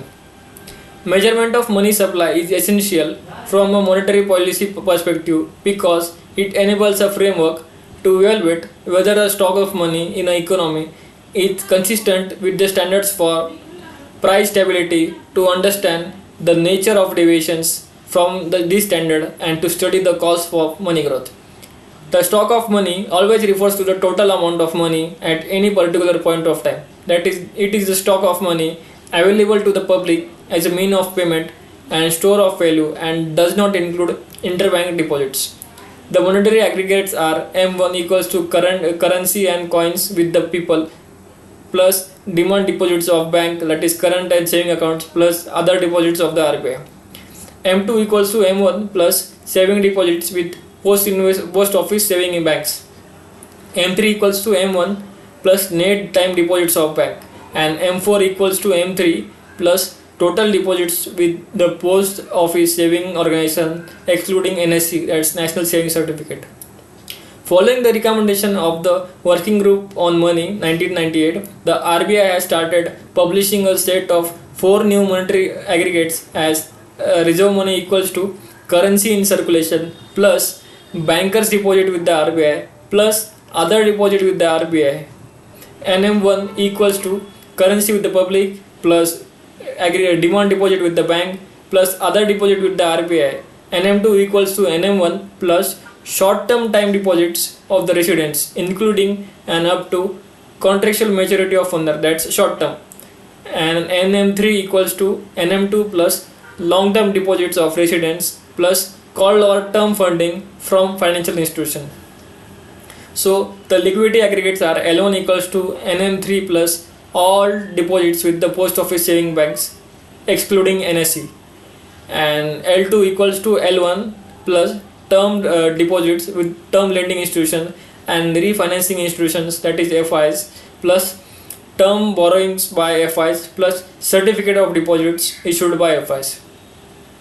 The reserve money, also known as the central bank money, base money or high powered money, determines the level of liquidity and price level in the economy. The money multiplier approach, showing relations between the money stock and the supply in terms of the monetary base or high powered money, holds that the total supply of nominal money in the economy is determined by the joint behavior of the central bank, commercial bank and public. So there are three parts: central bank, commercial bank and public. M equals to small m into MB, where M denotes the money supply, smaller m denotes the money multiplier, and MB is the monetary base or high powered money. It shows the relationship between the reserve money and the total money of stock. The money multiplier is a function of the currency ratio, which depends on the behavior of the public, excess reserve ratio of the bank and the required reserve ratio set by the central bank. The additional unit of high powered money that goes into excess reserve of the commercial banks does not lead to any additional loans, and therefore this excess reserve does not lead to the creation of deposits. When the required reserve ratio falls, there will be greater multiple expansion for time deposit. Excess reserve ratio, that is E, is negatively related to the market interest rate. If the interest rate increases, the opportunity cost of holding excessive reserve rises and the desired ratio of excess reserve to deposit falls. An increase in time deposit demand deposit ratio, that is TD divided by DD, means that greater availability of free reserves for banks and consequent enlargement of volume of multiple deposits for expansion and for multiple deposit expansion and monetary expansion. When the Reserve Bank lend to the government under WMA or OD, it results in the generation of excessive reserve. So that is excessive balance of commercial bank with the Reserve Bank. So here is the end of the chapter. Then unit 3, monetary policy. So just a minute.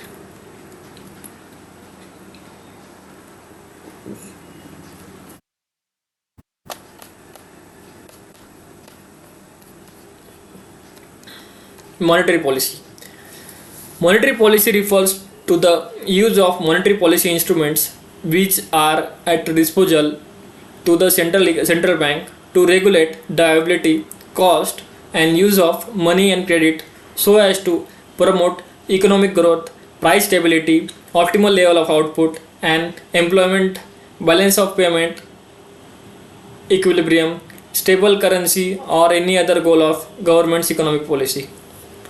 The monetary policy framework, which has three basic components, that is the objective of monetary policy, the analytics of monetary policy which focus on the transmission mechanism, and the operating procedure which focuses on the operating targets and instruments. The multiple objectives are pursued. The most common pursued objective of monetary policy of the central bank across the world has become a maintenance of price stability or controlling the inflation and achieving of economic growth. The process or channels through which the evolution of monetary aggregate affects the level of production and price level is known as monetary transmission mechanism. That is how they impact the real variable such as aggregate output and employment.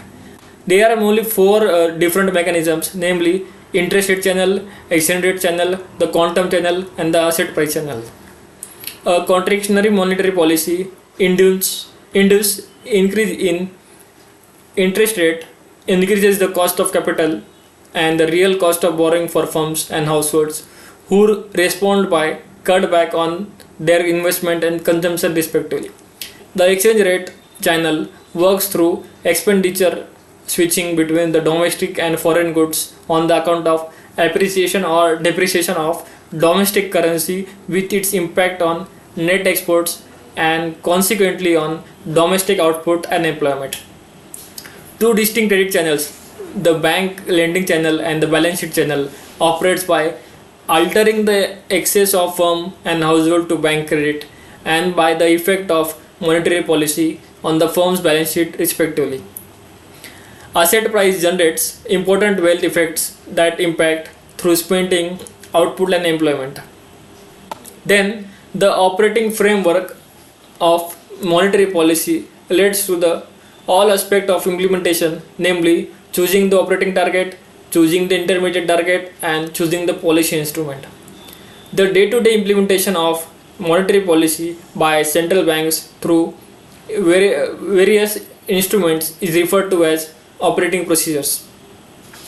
Monetary policy instruments are the various tools that a central bank can use to influence money market and credit conditions and pursue its monetary policy objectives. There are different instruments and indirect instruments. The cash reserve ratio (CRR) refers to a fraction of the total net demand and time liabilities (NDTL) of a scheduled commercial bank in India, which it should maintain as cash deposit with the RBI, irrespective of its size or financial position. Then second, the statutory liquidity ratio (SLR) is what the scheduled commercial bank in India are required to maintain as a stipulated percentage of the total demand and time liability or net DTL in cash, gold or approved investment securities. On the basis of the recommendation of Narasimhan Committee on Banking Sector reforms, the RBI introduced LAF, that is Liquidity Adjustment Facility, under which RBI provides financial accommodation to the commercial banks through repos and reverse repos. So repurchase options, or in short repo, is defined as an instrument for borrowing funds by selling security with the agreement to repurchase back the securities on a mutual agreed future date at an agreed price, which includes interest for the fund borrowed. In India, the fixed repo rate quoted for sovereign securities is the overnight segment of LAF is considered as the policy rate. Similarly, repo or repurchase option is collateralized lending because banks borrow from RBI to fulfill their short-term monetary requirements by selling securities to the RBI with an explicit agreement to repurchase back the same at a predetermined rate and a fixed rate. The rate charged by RBI for this transaction is called the repo rate. A reverse repo is defined as an instrument for lending funds by purchasing securities with the agreement to resell the securities on a mutual agreed future date at an agreed price, and which includes interest for the fund lent. The marginal standing facility (MSF) refers to the facility under which scheduled commercial banks can borrow additional amount of overnight money from the central bank over and above what is available to them through the LAF window by dipping into their statutory liquidity ratio portfolio up to a limit. Under the Market Stabilization Scheme (MSS), the Government of India borrows from the RBI, such borrowing being additional to its normal borrowing requirement, and issues treasury bills or dated securities. Bank rate refers to the standard rate at which RBI is preferred to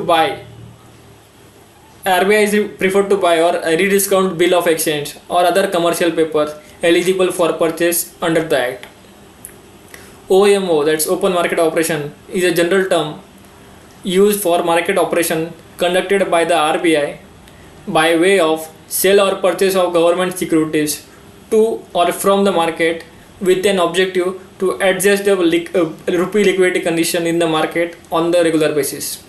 The Monetary Policy Committee (MPC) consists of 6 members shall determine the policy rate to achieve the inflation target through debate and majority vote by a panel of experts. The Monetary Policy Framework Agreement is an agreement reached between the Government of India and the RBI to keep the Consumer Price Index CPI inflation rate between 2 to 6%. Choice of monetary policy action is rather complex in view of the surrounding uncertainties and the need of exercising trade-off between growth and inflationary concern. Additional complexities arise in the change of emerging market in India, where inflation is influenced by factors such as international petroleum prices and food prices. So here comes the end of the chapter. Now we will be moving to chapter 9, international trade, in which unit 1, theories of international trade. So it is a short chapter 1.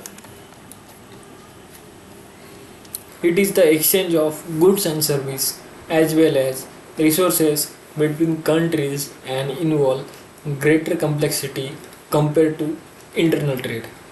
Then trade can be a powerful stimulus to economic efficiency, contributes to economic growth and rising income, enlarges manufacturing capabilities, ensures benefit from economies of large scale production, and enhances competitiveness and profitability by adoption of cost reducing technology and business practices. Efficient deployment of productive resources to their best use, productive gains, decrease in the livelihood of domestic monopolies, cost effective sourcing of inputs and components internationally, innovation product at lower prices, and wider choice in products and services for consumers are claimed as benefit of trade. Enhance foreign exchange results, increase scope of mechanization and specialization, research and development, creation of job, reduction in poverty, augmenting factors income, raising standards of livelihood, increase in overall demand for goods and service, and greater stimulus to innovative services are other benefits of trade. There are also possible positive outcomes of trade in the form of prospects of employment generating investments, improvement in the quality of output, superior products, labor and environmental standards, broadening of productive base, export diversification, stability in prices and supply of goods, human resource development, and strengthening of bonds between nations. The argument against trade converges on negative labor market outcomes, economic exploitation, profit driven exhaustion of natural resources, shift towards a consumer culture, risky dependence, shortage resulting in inflation, disregard for welfare of people, quick transmission of trade cycles, rivalries, and risk in trade associated with change in government's policy of participating countries. Mercantilism advocated maximizing export in order to bring in more precious metal and minimizing imports through the state imposing very high tariff on foreign goods. According to Adam Smith's absolute cost advantage theory, a country will specialize in the production and export of a commodity in which it has an absolute advantage. Ricardo theory of comparative advantage states that a nation should specialize in the production and export of the commodity in which its absolute disadvantage is smaller. This is the commodity of its comparative advantage, and import of commodity in which its absolute disadvantage is greater. This is the commodity of its comparative disadvantage. Habler resolved the issue of dependence on labor alone in the case of theory of comparative advantage when he introduced the opportunity cost concept. So what is opportunity cost? Opportunity cost, which is the value of the foregone option. The Hexker-Ohlin theory of trade, also referred to as factory endowment theory of trade or modern theory of trade, states that comparative advantage in cost of production is explained exclusively by the difference in factor endowments. A country tends to specialize in the export of a commodity whose production requires intensive use of its abundant resource and import a commodity whose production requires intensive use of its scarce resource. Accordingly, a capital abundant country will produce and export capital intensive goods relatively more cheaply, and a labor abundant country will produce and export labor intensive goods relatively more cheaply than any other country. So both have their advantage. The factor price equalization theorem states that international trade equalizes the factor prices between the trading nations. Therefore, with free trade, wages and returns on capital will converge across the nation. Entity is the latest entrant to explain the rising proportion of world trade between the developed and bigger developing economies such as BRICS, which trade in similar products. These countries constitute more than 50% of world trade. So here is the end of this chapter. Now we will move into unit 2, the instrument of trade policy. So unit 2 will be on page number 606.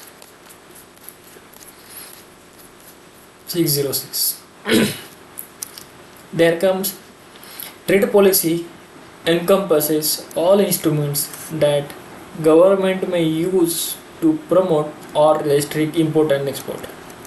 Trade policies are broadly classified into price-related measures such as tariffs and non-price measures or non-tariff measures. Tariffs, also known as custom duty, is defined as a financial charge in the form of a tax imposed at a border on goods going from one country territory to another. Tariffs are the most visible and universally used trade measures. A specific tariff is an import duty that assigns a fixed monetary tax per physical unit of the goods imported, whereas an ad valorem tariff is levied as a constant percentage of the monetary value of one unit of the imported goods. Mixed tariffs are expressed either on the basis of the value of the imported goods, that is ad valorem rate, or on the basis of a unit of measure of the imported goods, that is a specific duty, depending on desired yields.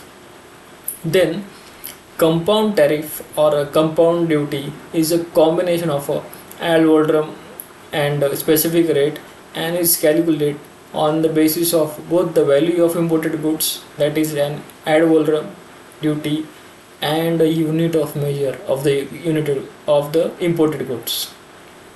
Then tariff rate quotas, TRQs, combine two policy instruments, namely quotas and tariffs. MFN tariffs are what countries promise to impose on imports from all members of the WTO, unless the country is part of a preferential trade agreement such as a free trade area or custom union. Then preferential tariff occurs when a country imposes tariff lower than its MFN rate on another country's product. The bound tariff rate is specific to individual products and represents the maximum level of import duty that can be levied on a product imported by the member.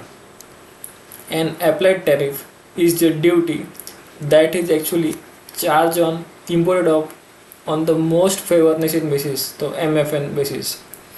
Escalated tariff structure refers to the system wherein the normal tariff rates on the import of manufacturing goods are higher than normal tariff rates on intermediate inputs and raw material. Example, the tariff on a product increase as that product moves through the value-added chain.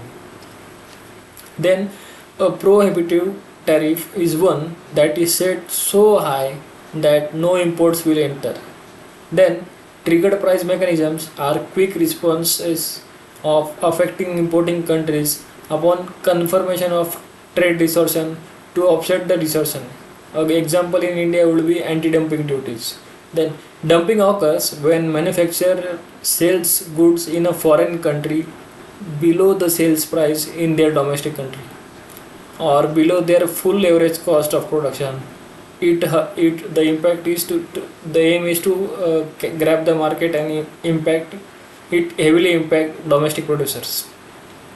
Then anti-dumping measures are additional import duties so as to offset the foreign firms' unfair trade advantage.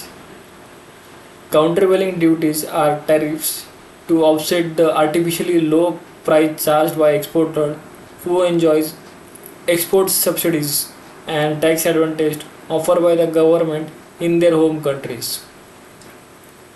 Then tariff barriers create obstacles to trade, reduce the prospect of market access, make imported goods more expensive, increase consumption of domestic goods, protect domestic industries, and increase government revenues. Non-tariff measures (NTMs) are policymakers other than ordinary custom tariffs that can potentially have an economic effect on international trade in goods, changing quantities traded or price or both. Technical barriers to trade (TBT) are standards and technical regulations that define the specific characteristics that a product should have, such as its size, shape, design, labeling, marking or packaging, functionality or performance, and production methods, excluding measures covered by the SPS agreement.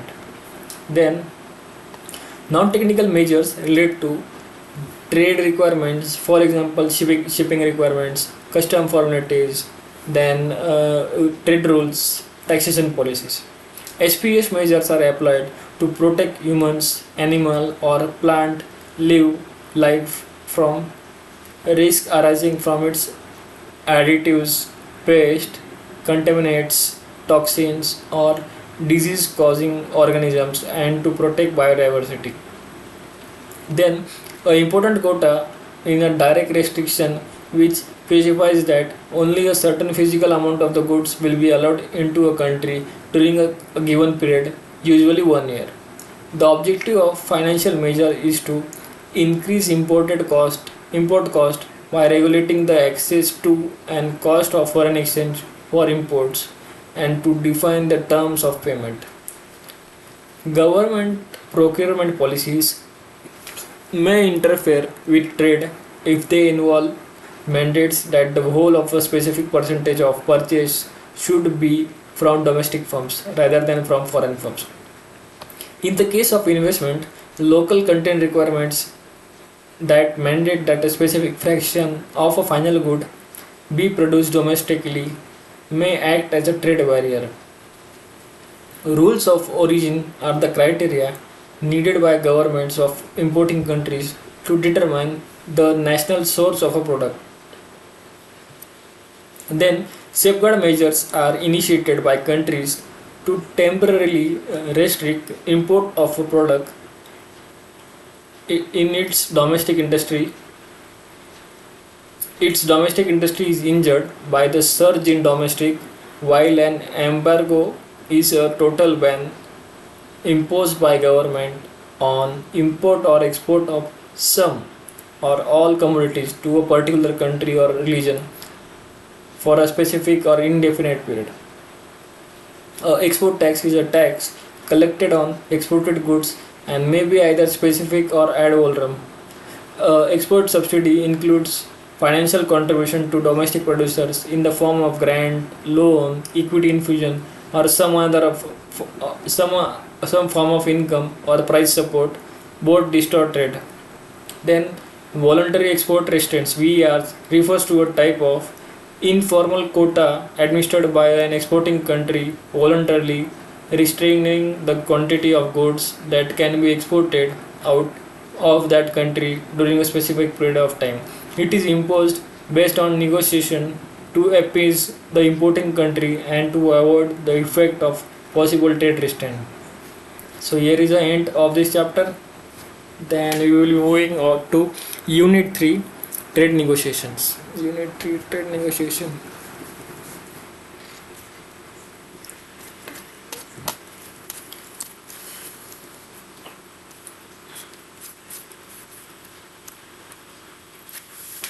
Then comes the unit 3. International trade negotiations, especially the one aimed at formulation of international trade rules, are complex, interactive process engaged in by countries having competing objectives. Regional trade agreements (RTAs) are defined as grouping of countries not necessarily belong to the same geographical region, which are formed with the objective of reducing barriers to trade between member countries.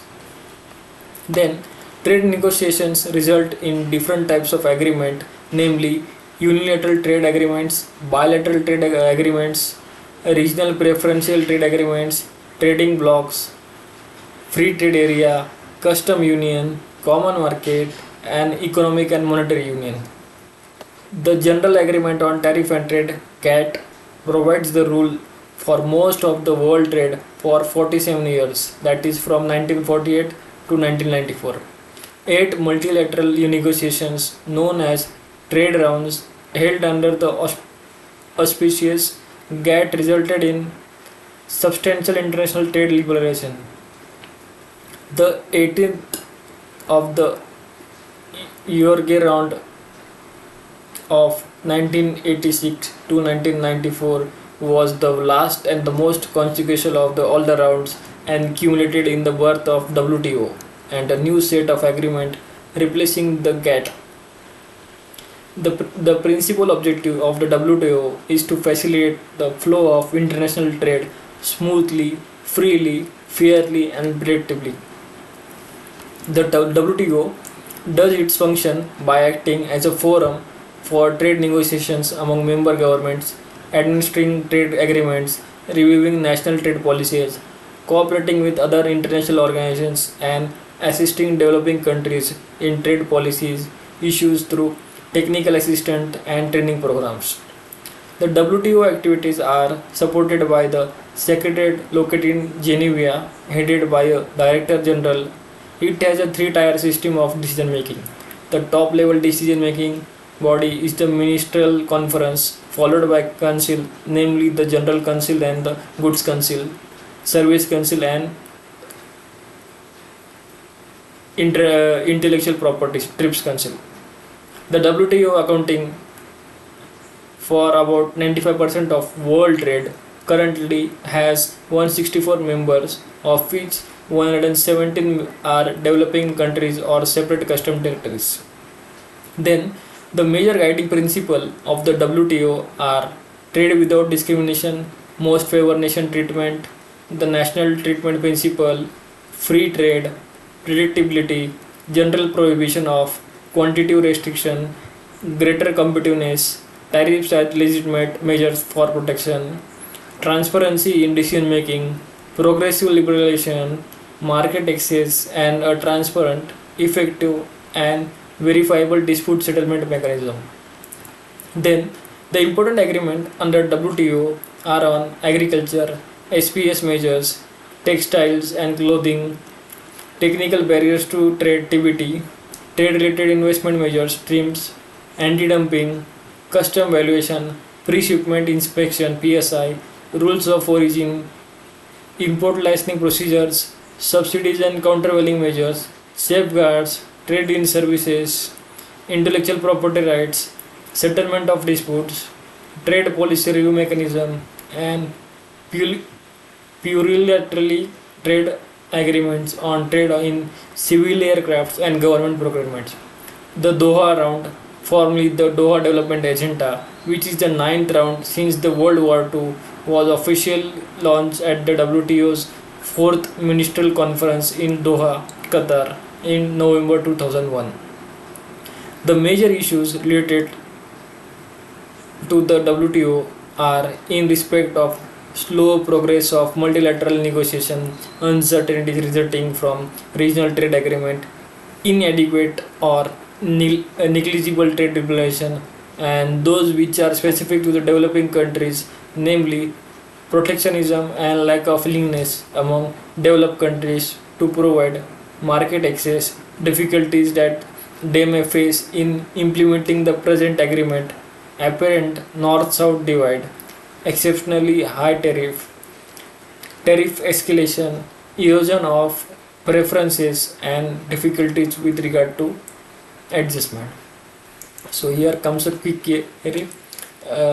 Kindly forgive me for any mispronunciation or wrong pronunciation. I am just doing it in a hurry. Then comes Unit 4, exchange rates and its economic effects. So Unit 4, 361, 629.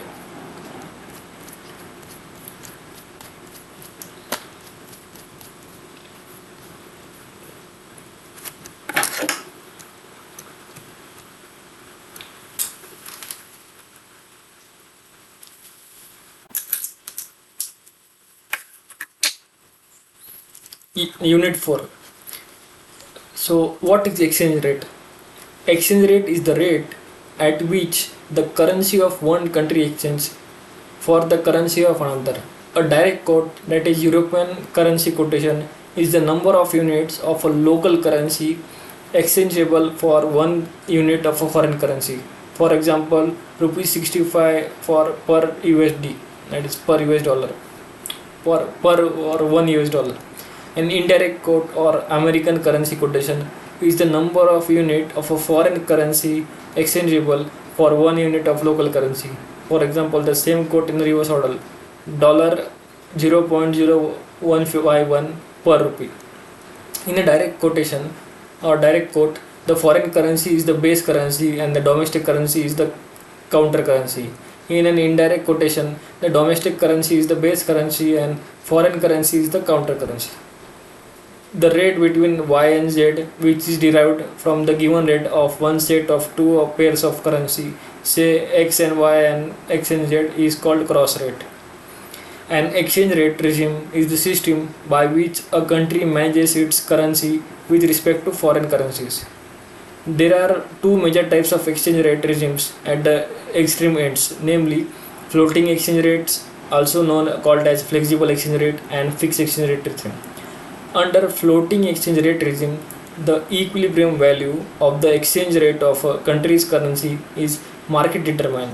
That is, the market for and supply of currency related to another currencies determine the exchange rate. While in case of fixed exchange rate, also referred to as pegged exchange rate, is an exchange rate regime under which a currency's government announces or decrees what is currency will be worth in terms of either another country's currency or a basket of currency or another measure of value such as gold.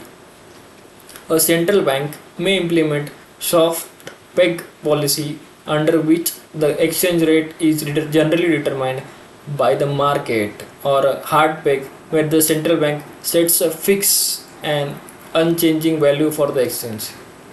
So a fixed exchange rate avoids currency fluctuations and eliminates exchange rate risk and transaction cost, enhances international trade and investment, and lowers the level of inflation. But the central bank has to maintain an adequate amount of reserve and be always ready to intervene in the foreign exchange market. Then, a floating exchange rate allows a government to pursue its own independent monetary policy, and there is no need for market intervention or maintenance of reserve. However, volatile exchange rate generates a lot of uncertainty with regards to international trade. Then, the real exchange rate incorporates changes in prices and describes how many of a good or service in one country can be traded for one of that good or service in the foreign country. So, real exchange rate equals to nominal exchange rate multiplied by domestic price index divided by foreign price index. So this is the formula. Then just a minute.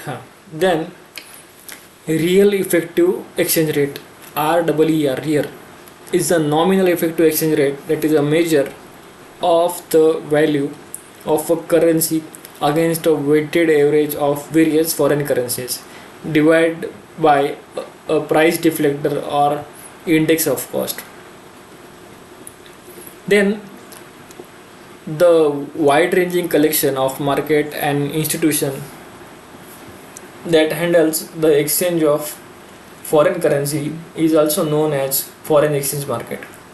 Being a over-the-counter market, it is not a physical place. Rather, it's a electronically linked network bringing buyers and sellers together and has only very narrow spreads. On account of arbitrage, regardless of physical location, at any moment, all market tends to have the same exchange rate for a given currency. Arbitrage refers to a practice of making riskless profit by intelligently exploiting prices difference of an asset at different dealing prices.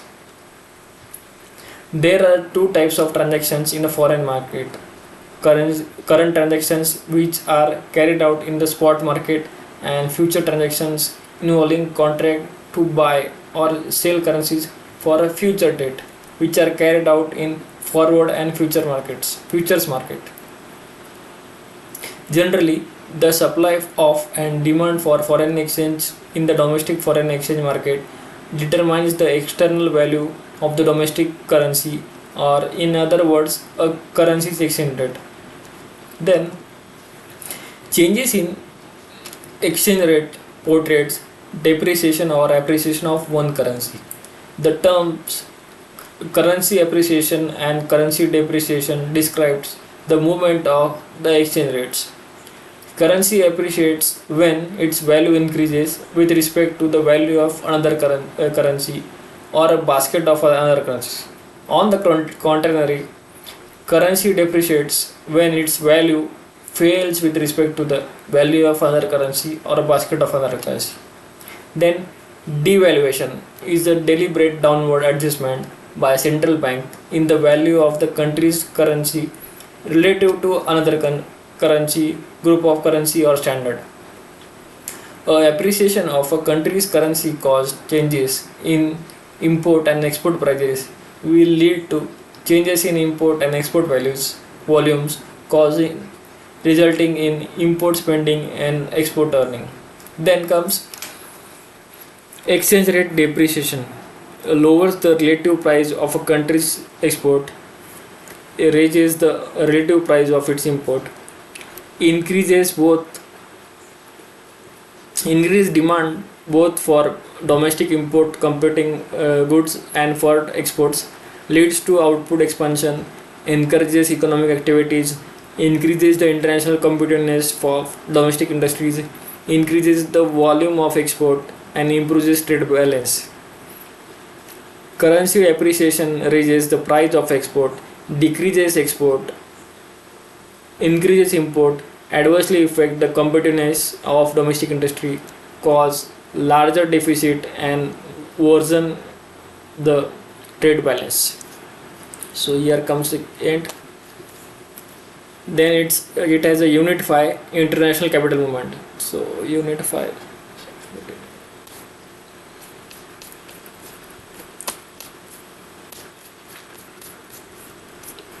So a very short unit. So unit 5.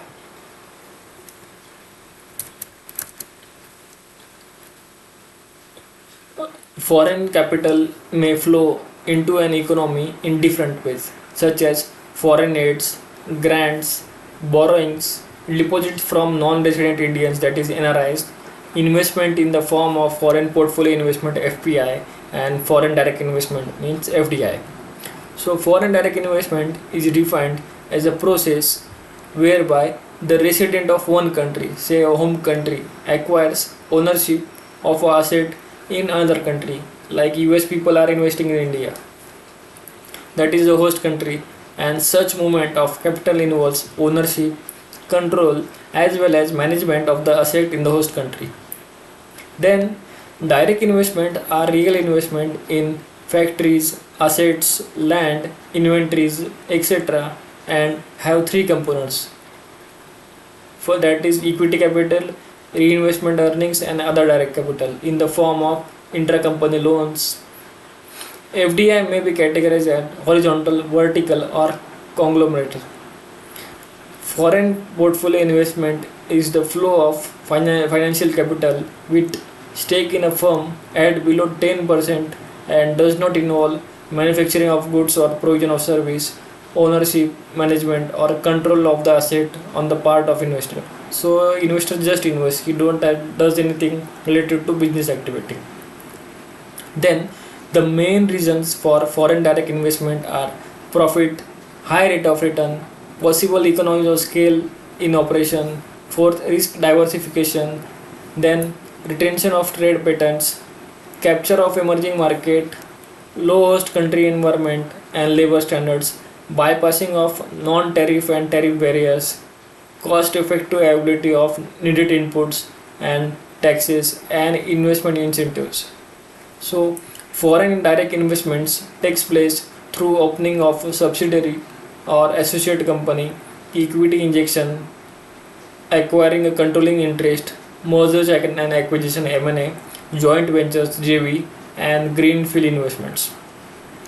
Then benefits of foreign direct investment includes positive outcomes of competition such as cost reducing and quality improving innovations, higher efficiency, huge variety of better products and services at a lower price, welfare for the consumer, multiplier effect on employment, output and income, relatively higher wages, better access to foreign market, control of domestic monopolies and improvement of balance of payment position. Then potential problems of foreign direct investments include use of inappropriate capital intensive methods in a labor abundant country, increase in regional disparity, crowding out of domestic investments, diversion of capital, reducing the distorted patterns of production and investment, instability in the balance of payment and exchange rates, and discriminate repatriation of the profits. FDIs are also likely to indulge in anti-ethical market distortions, offshoring or shifting of jobs, overexploitation of natural resource, causing environmental damage, exercising monopoly power, decrease in competitiveness of domestic companies, potentially jeopardizing national security and sovereignty, worsening commodity terms of trade, and causing emergence of a dual economy. FDIs in India, inbound FDI, mostly a post-reform phenomenon, is a major source of non-debt financial resource for economic development. The government has at different stages liberalized FDI by increasing sectoral caps, bringing in more activities under automatic route and easing conditions of foreign investment. Then overseas in direct investment by Indian companies, that is outbound FDI, made possible by progressive relaxation of capital controls and simplification of procedures, having undergone substantial change in terms of size, geographical spread and sectoral composition. Outward FDI OFDI from India stood at USD 1.86 billion in the month of June 2016. So it's a little old data. Then chapter 10, Indian economy. Just a minute, chapter 10.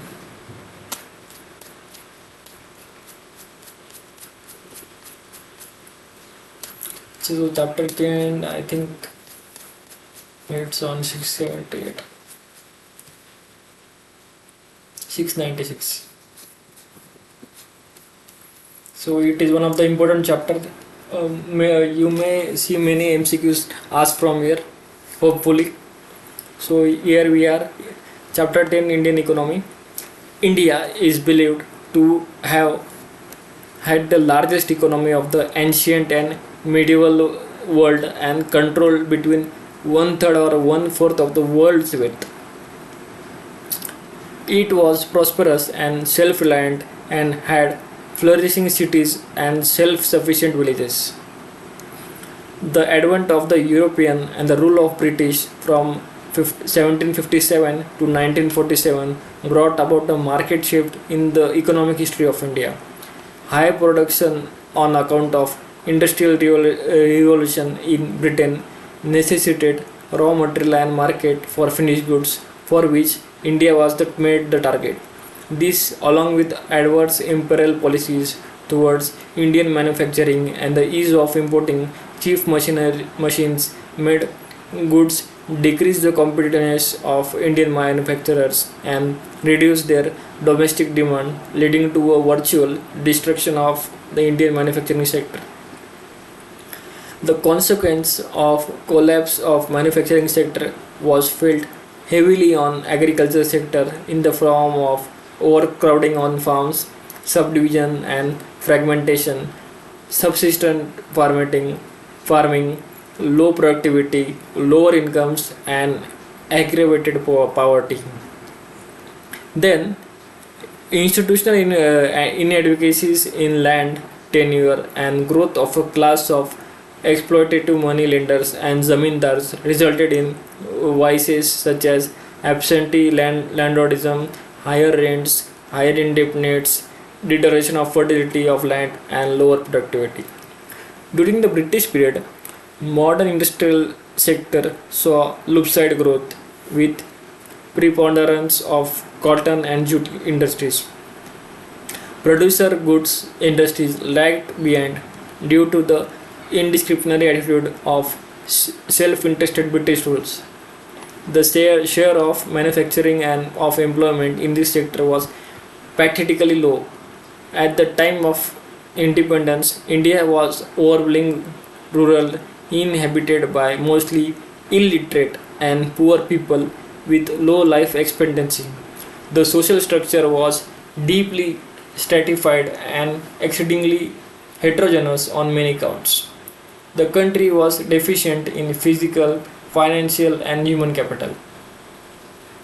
The economic development strategy adopted was the Nehruvian model, which supported social and economic redistribution and industrialization directed by the state. Accordingly, the Planning Commission of India was established to meticulously plan for economic development on socialistic line with equity and distributive justice. The 5-year plans were developed, implemented and monitored by the Planning Commission with this objective. So, rapid industrialization of the economy was the cornerstone of Nehru's development strategy. The concept of land modernization meant a systematic planning to support industrialization. The Industrial Policy Resolution 1948 envisaged an expanded role for the public sector and licensing to the private sector. The policies in 1950s were guided by both Nehruvian and Gandhian philosophies, with the former visualizing a socialist society with emphasis on heavy industries and the latter stressing on small scale and cottage industry and village republics. Then the Industrial Policy Resolution of 1956 supported undue priority and enormous expansion of the scope of the public sector, which resulted in damping of private initiative and enterprise. Then, in the first 3 decades after independence, that's 1950 to 1980, India's average annual rate of growth of GDP, often referred to as Hindu growth rate, was a modest 3.5%. The major shift in Indian economic strategy was in the mid 1960s due to continuous failure of monsoon, drought structure in 1966 and 1967, and food crisis set in. The need for increased productivity in agriculture kick-started a strategic change in agriculture policies. The strategy for agriculture development, which had so far led on institutional models such as land reforms, gave way to technological and farm management reforms, giving rise to a revolutionary transformation in agriculture production and productivity. This radical change materialized by innovative farm technologies, including high-yielding seed varieties and intensive use of water, fertilizer, and pesticides, is also is referred to as Green Revolution. So here is Green Revolution. Then, many government policies aimed at prevention of growth of monopolies, and equitable distribution of income and wealth, such as reservation of many products for exclusive manufacture by the small scale sector, and the Monopolies and Restricted Trade Practices Act 1969 MRTP, which placed several restrictions on large enterprises in terms of licensing, capacity addition, mergers and acquisition, effectively killed the incentive for creating wealth. Then, the economic performance during the year 1965 to 1981 is the worst in independent India history. The license Raj, that is the authoritic authorchic policies that dominated the 1960s and 1970s, and the external shocks such as three waves, major droughts, and the oil shocks of 1973 and 1979 contributed to the decelerated growth lasting 2 decades. Then, the seeds of early liberalization and reforms were sown during the 1980s, especially after 1985. In early 1980s, considerable efforts were made to restore reasonable price stability through a combination of tight monetary policy, fiscal modernization, and few structural reforms. The reform initiatives, that is covering three areas, namely industry, trade and taxation, spanning 1981 to 1989, is referred to as early liberalization or reforms by stealth to denote its ad hoc and not widely publicized nature. They were aimed at changing the prevailing thrust on inner oriented trade and investment practice.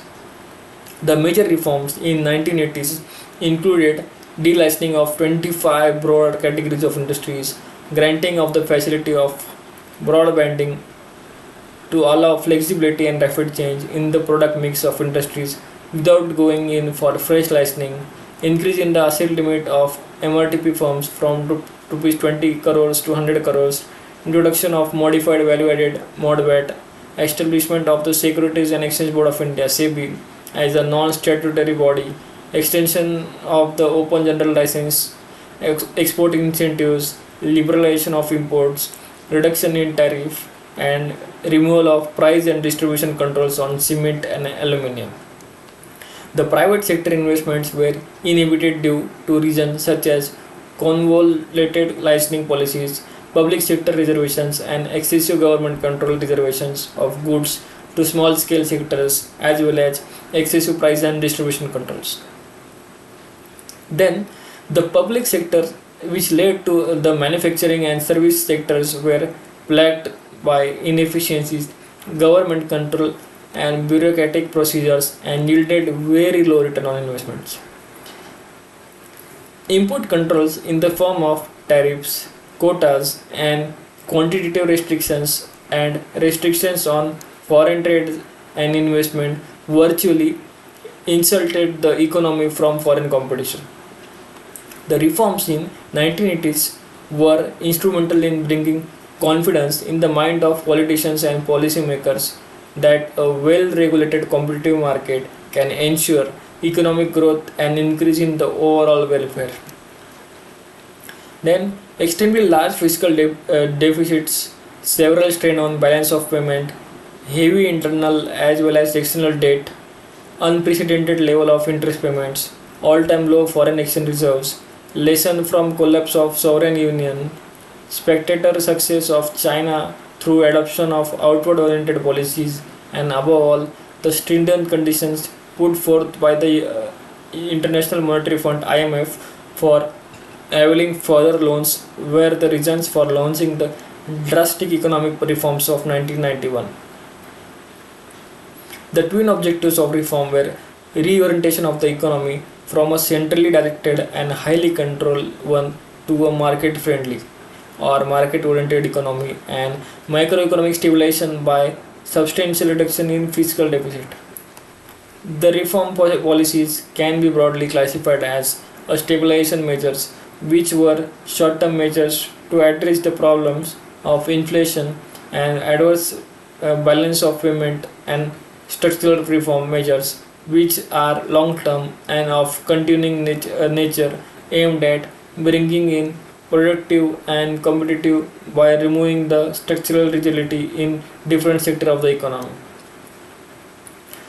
The fiscal reforms included introduction of a stable and transparent tax structure, better tax compliance, control of government expenditure, reduction or abolition of subsidies, disinvestment of part of government's equity holding, and encouraging private sector participation.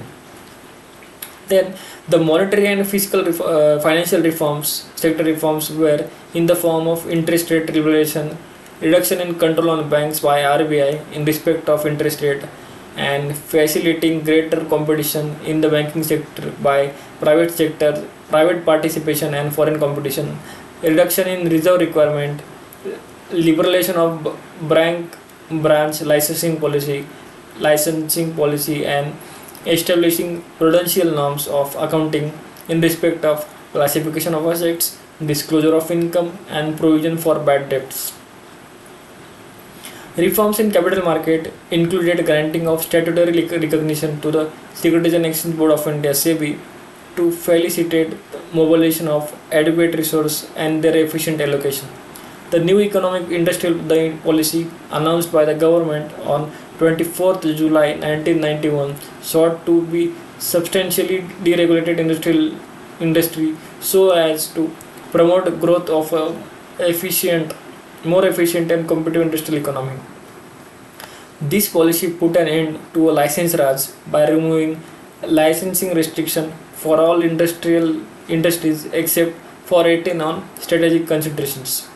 Other initiatives include reduction in the number of industries reserved for public sector and the small sector, restructuring of the policies related to mergers and amalgamation and takeover under the MRTP Act, devaluation of rupee, liberalization of foreign investments and disinvestments of government holding of equity share capital of public sector enterprise. Then the trade policy reforms included liberalization of external trade, removal of licensing for import, dismantling of quantitative restrictions on import and export, and phase reduction and simplification of tariff. Reforms resulted in major changes such as increasing integration with the global economy, progressive shift towards a market-oriented economy, sizable reduction in government's market intervention and control, unprecedented growth of private sector investments and initiatives, increased level of international competitiveness, easier access to foreign technologies, inputs, know-hows and finance, steady inflow of foreign direct and for portfolio investments, solid cushion of foreign exchange reserves, increased income, large domestic market, substantial level of aggregate demand, substantial reduction in poverty, greater customer choices, increased efficiency, phenomenal growth of infrastructure sector, and the deepening of the financial sector. The GDP growth on an average has been commendable throughout the post-reform period, except for the pandemic-ridden year, that is 2020, where the economy re-registered a negative growth rate. Despite the above achievements, the country is constrained by a high level of fiscal deficit, growing inequalities, inflation, and higher level of debt as a share of GDP. The Planning Commission of India was one of the most important institutions within India's central government for nearly 64 years. The new ideologies of the neoliberal era called for a change in the nature, composition, and scope of institution of governance. So here we are. On 1st January 2015, the apex policy-making body, namely Planning Commission, was replaced by the National Institution of Transforming India (Niti Aayog), with the objective to spur innovation thinking by objectives, experts, and promote cooperative federalism by enhancing the voice and influence of the state. Niti Aayog is expected to serve as a think tank of the government and directional and policy dynamos. The key initiatives of Niti Aayog are life and are live, the National Data Analytics Platform NDAP, Shunya, e-Amrit, India Policy Insights, IPI, and Transforming India's Gold Market. The weakness of the system are that Niti has limited roles, it is excluded from the budgeting process, lacks autonomy and balance of power within the policy making apparatus of the central government, and that it lacks the independence and power to perform as a counterweight to act as a voice of development concerned with inequities. The primary sector, that is agriculture with its allied sector, is the largest source of livelihood for people. India has emerged as the world's largest producer of milk, pulses, jute, and spices, and has the largest area planted under wheat, cotton, and rice. It is the second largest producer of fruits, vegetables, tea, farm fish, cotton, sugarcane, again wheat, rice, cotton, and sugar.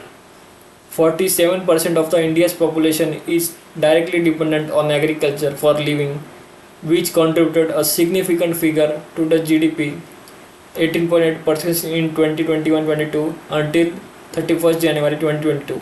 Foreign grains production has reached 315.7 million tons in 2021 and 22. Just a minute.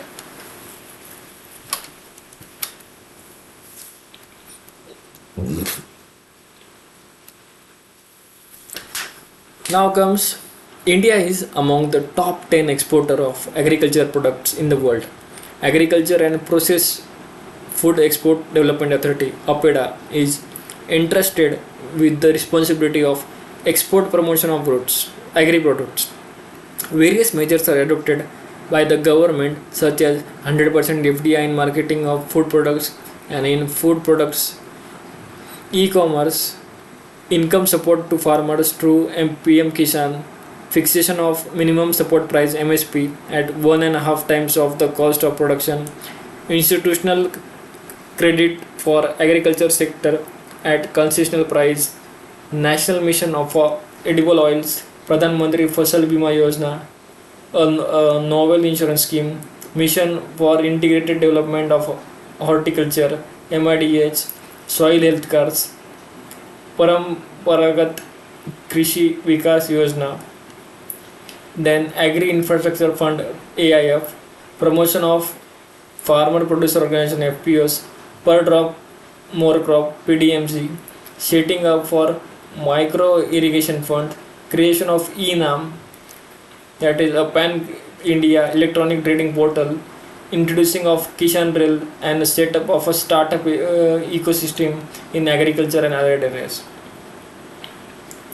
Indian agriculture faces many issues such as small and fragmented land holdings, low farm productivity in subsistence farming, low marketable surplus, and the consequent low income levels, inability to participate in the domestic as well as export markets, inadequate agro processing infrastructure, failure to build competitive value chain, sluggish agriculture diversification to higher value commodities, inadequate adoption of environmentally sustainable and climate resistant new farm technology, loop-sided market practices, ineffective credit delivery, high food price volatility, heavy dependence on monsoon, poor warehousing, inadequate post-harvest infrastructure management practice, and incidence of poverty and malnutrition.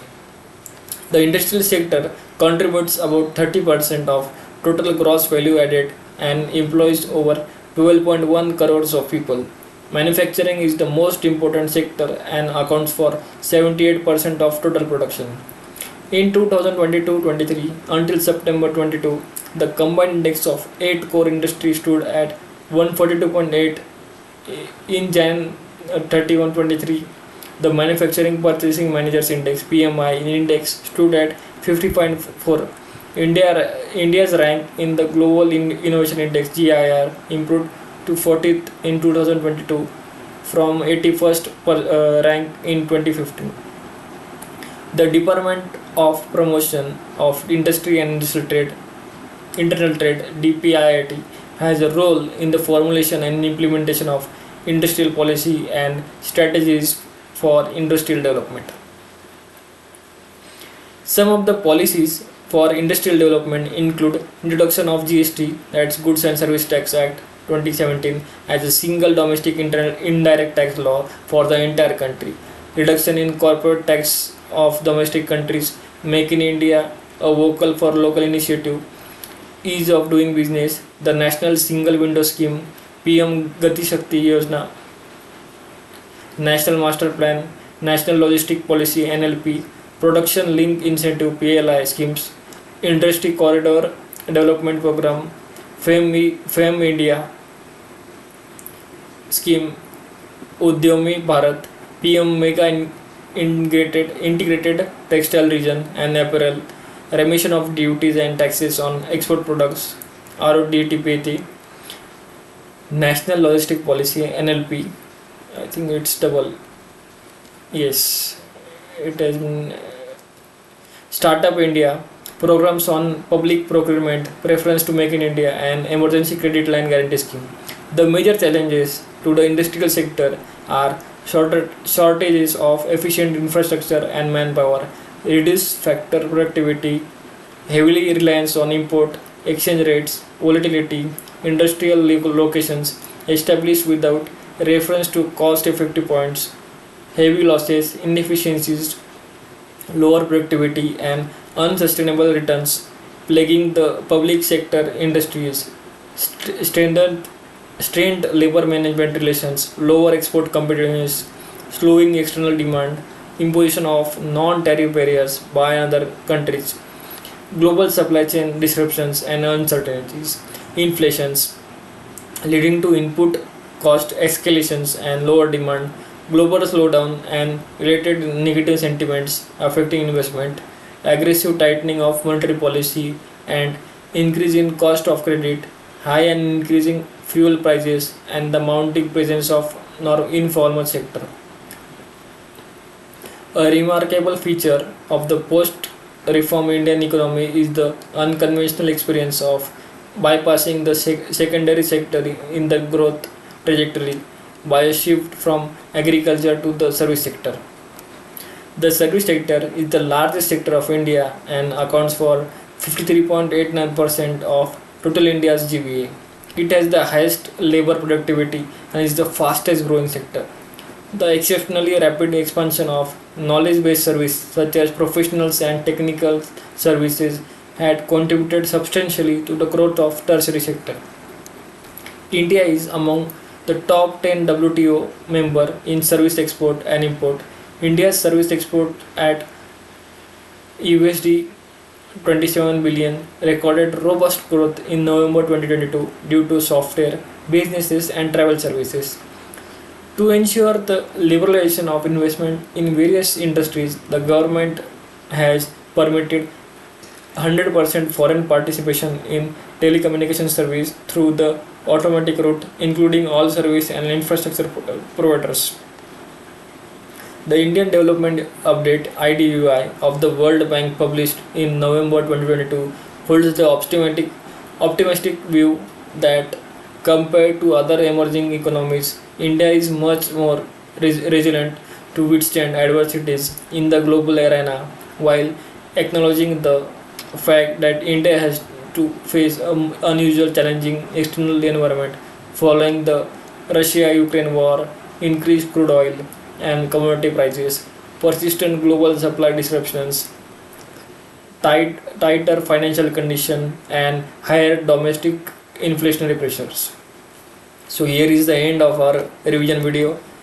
Then there is one more quick chapter which name glossary. It is nothing but a full-fledged compilation of all the important or key definitions in the entire book. So you can go through it, and maybe there are around 303. Maybe you can get some MCQs for it. So best of luck for the exams.